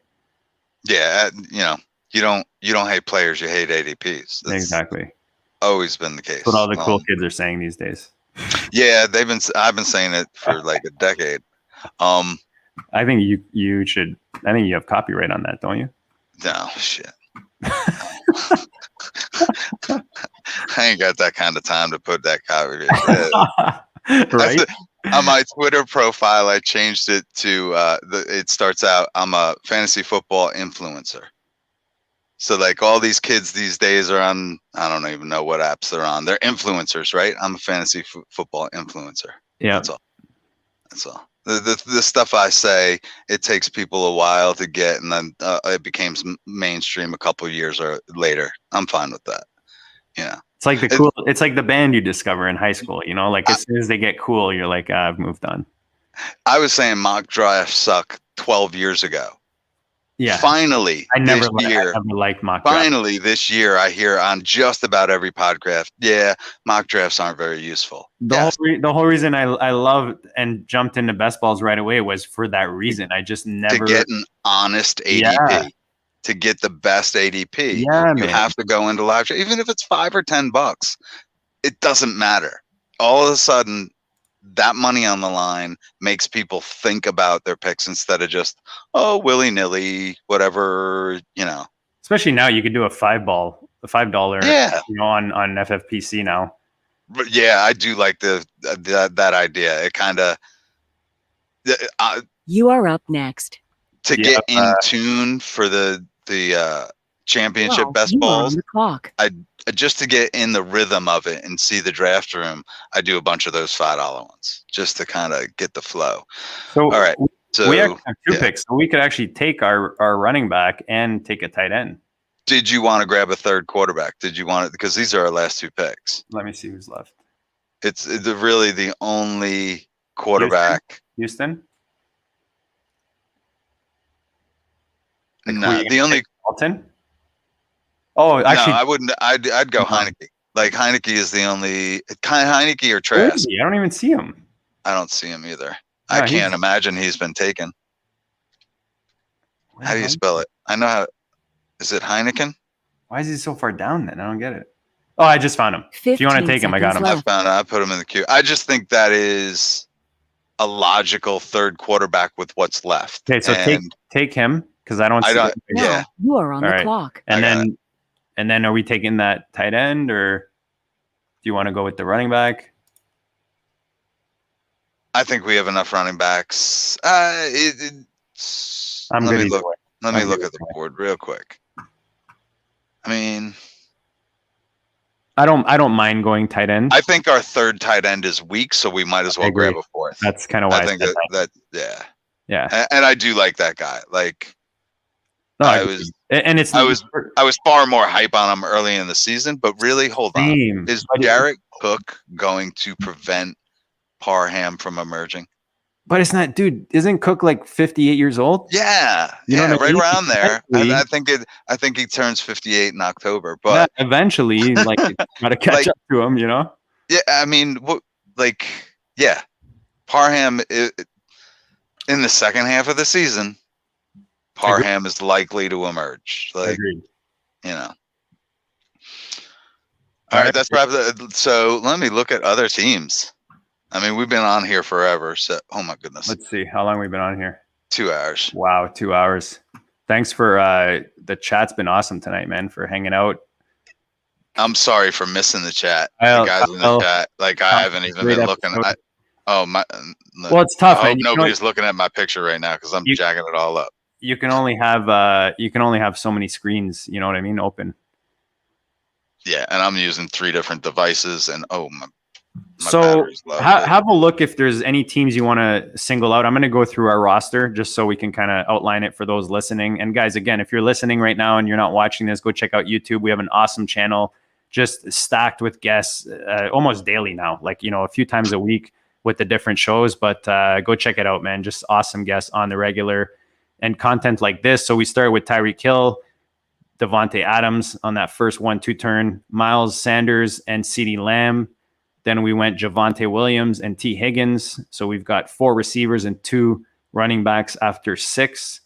Then we went Robert Tonyan, A.J. Dillon, James Conner, Michael Gallup, and Gerald Everett.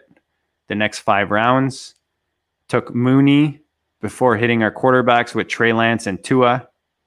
And then we went with Taylor Heineke in the 27th round. We grabbed a Heine. Grabbed a Heine in the last round. We've got Zerline and Prater as our kickers. Gio, Wayne Gallman, and Larry Roundtree giving us more depth in those last about 10 rounds at running back. We grabbed Bateman, Rondell Moore, Marshall at receiver. And we added to our tight end room with Dalton Schultz and Donald Parham as our last pick. So pretty good, pretty nice balanced team. Again, starting with 2 receivers isn't something either of us, I think, have been doing a lot of. But for me, if you can get the top 2 guys at a position, like we did, and they are very likely to finish as the 1-2. Like, exactly. Yeah, Diggs, Hopkins, Ridley, Metcalf, Jefferson, AJ Brown all have the ability. Exactly. But like, yeah, before the Rodgers confusion, Devontae Adams was going ahead of Tyreek, and I think it's clear that they're the 1-2. Like, in all honesty, they're the first tier. But exactly, no, I agree, because they're the only 2 that have done it, more than once and have just shown it consistently. I'm not sleeping on Hopkins either, though. Hopkins, agreed, definitely. Like, I would prefer Hopkins over Diggs. Like, Diggs was phenomenal last year, but the reason why everybody won with Diggs last year is because you were getting them in the 5th, 6th round. Yeah, I just sold the Diggs share in Dynasty for that reason. I think he's at his ceiling. Whereas Hopkins, I think, like you said, sometimes he's going even past some of these guys. Hopkins, you can't sell Hopkins in Dynasty. Nobody will buy Hopkins from me.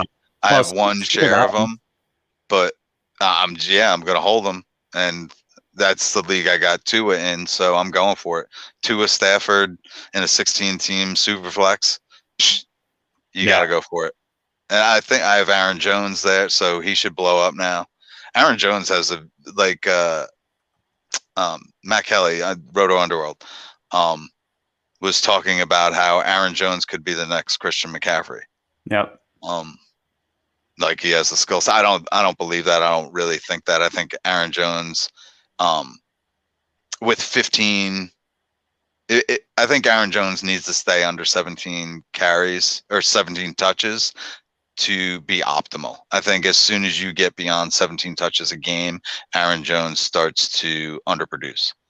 And I think he's going to lack those goal line carries. Which is why you like Dillon, right? Yeah, exactly. AJ Dillon's he won't get he should get right around the Jamal touches. Jamal was a little bit more of a pass catcher. I was going to say there's just different touches, right? He's more of like a Derrick Henry light. Right. Yes, Derrick Henry light. That's how I would call him. He's a beast, probably, just give me 15% less. So 85% of Derrick Henry could be AJ Dillon. Mary, that's if huge that's right there. it's especially in the 8th round. Where I am there. You know what? I like team. Look, I don't like Evans and Thielen necessarily, but where team 8 gets them and the way he's constructing that, I don't hate it. Well, it's 15th round. Tariq Cohen's a waste, but other than that, I don't mind team 8. We were talking about team 7 earlier. Team 7 seems like the strongest one to me. Yeah, I think that's our biggest comp. I like Elijah Moore in the 12th. I don't necessarily like Hardman, but I can see him. I don't see any stacks on team 7 though. I'm missing. Derrick Henry and Ryan Tannehill. Yeah, you're right. Actually, he's got Buffalo. No, actually, yeah, you're right. I don't think he does. Sorry if I'm making people. Oh wait, no, Tannehill, AJ Brown, Derrick Henry. He has a Tennessee stack. There you go. That was hard to see. I know. That light blue. But he got blue. all 3 pieces of that offense. He's heavily reliant on that offense. But if Tennessee is really good, which I can't see them not being at least decent. If Tennessee puts up fantasy points, he's going, especially with Antonio Gibson. I really like, yeah. Yeah, and that's kind of what. Yeah, again, that whole And Drake, he got my Drake. Yeah, Team 7 is probably my favorite besides ours. Guys, if you've followed along, if you're listening, like I said, go check it out. Let us know in the comments. First of all, smash the like if you guys have been following. If you're liking this goodness that my boy Wheeler is dropping here with me on this fine Friday afternoon. And yeah, man, let us know your thoughts, feedback on our team, who you like, who you don't like out of these builds that we've put up on the board. What I'll do is when I actually tweet this out, I'll tweet the draft board so you guys can see it on there and give us your feedback. Wheeler, man. Team 5 also. Look, sorry. I want to see. So Kamara, Chubb, Jacobs, James, and is pretty good. Justin, Galladay, Devontae, Mike Williams, Campbell. He's got 4 solid. Actually went 5 tight ends. Yeah, that's pretty good. Ours is better. Ours is better. I like the way he started out. I was gonna say he limited his side later in yeah. No, I think 7's our biggest comp, but hey, it'll be interesting to follow along throughout the season. But dude, this was a blast, man. I appreciate you hanging with me. I know it's tough because you're busy. You know, it's there's other. You hit the perfect time. You're fine. This was a blast. Hopefully we can time it again. But dude, well, guys, at FF_Wheeler, make sure you follow him and have yourself an awesome weekend, guys. Cheers. Check you all later. Peace.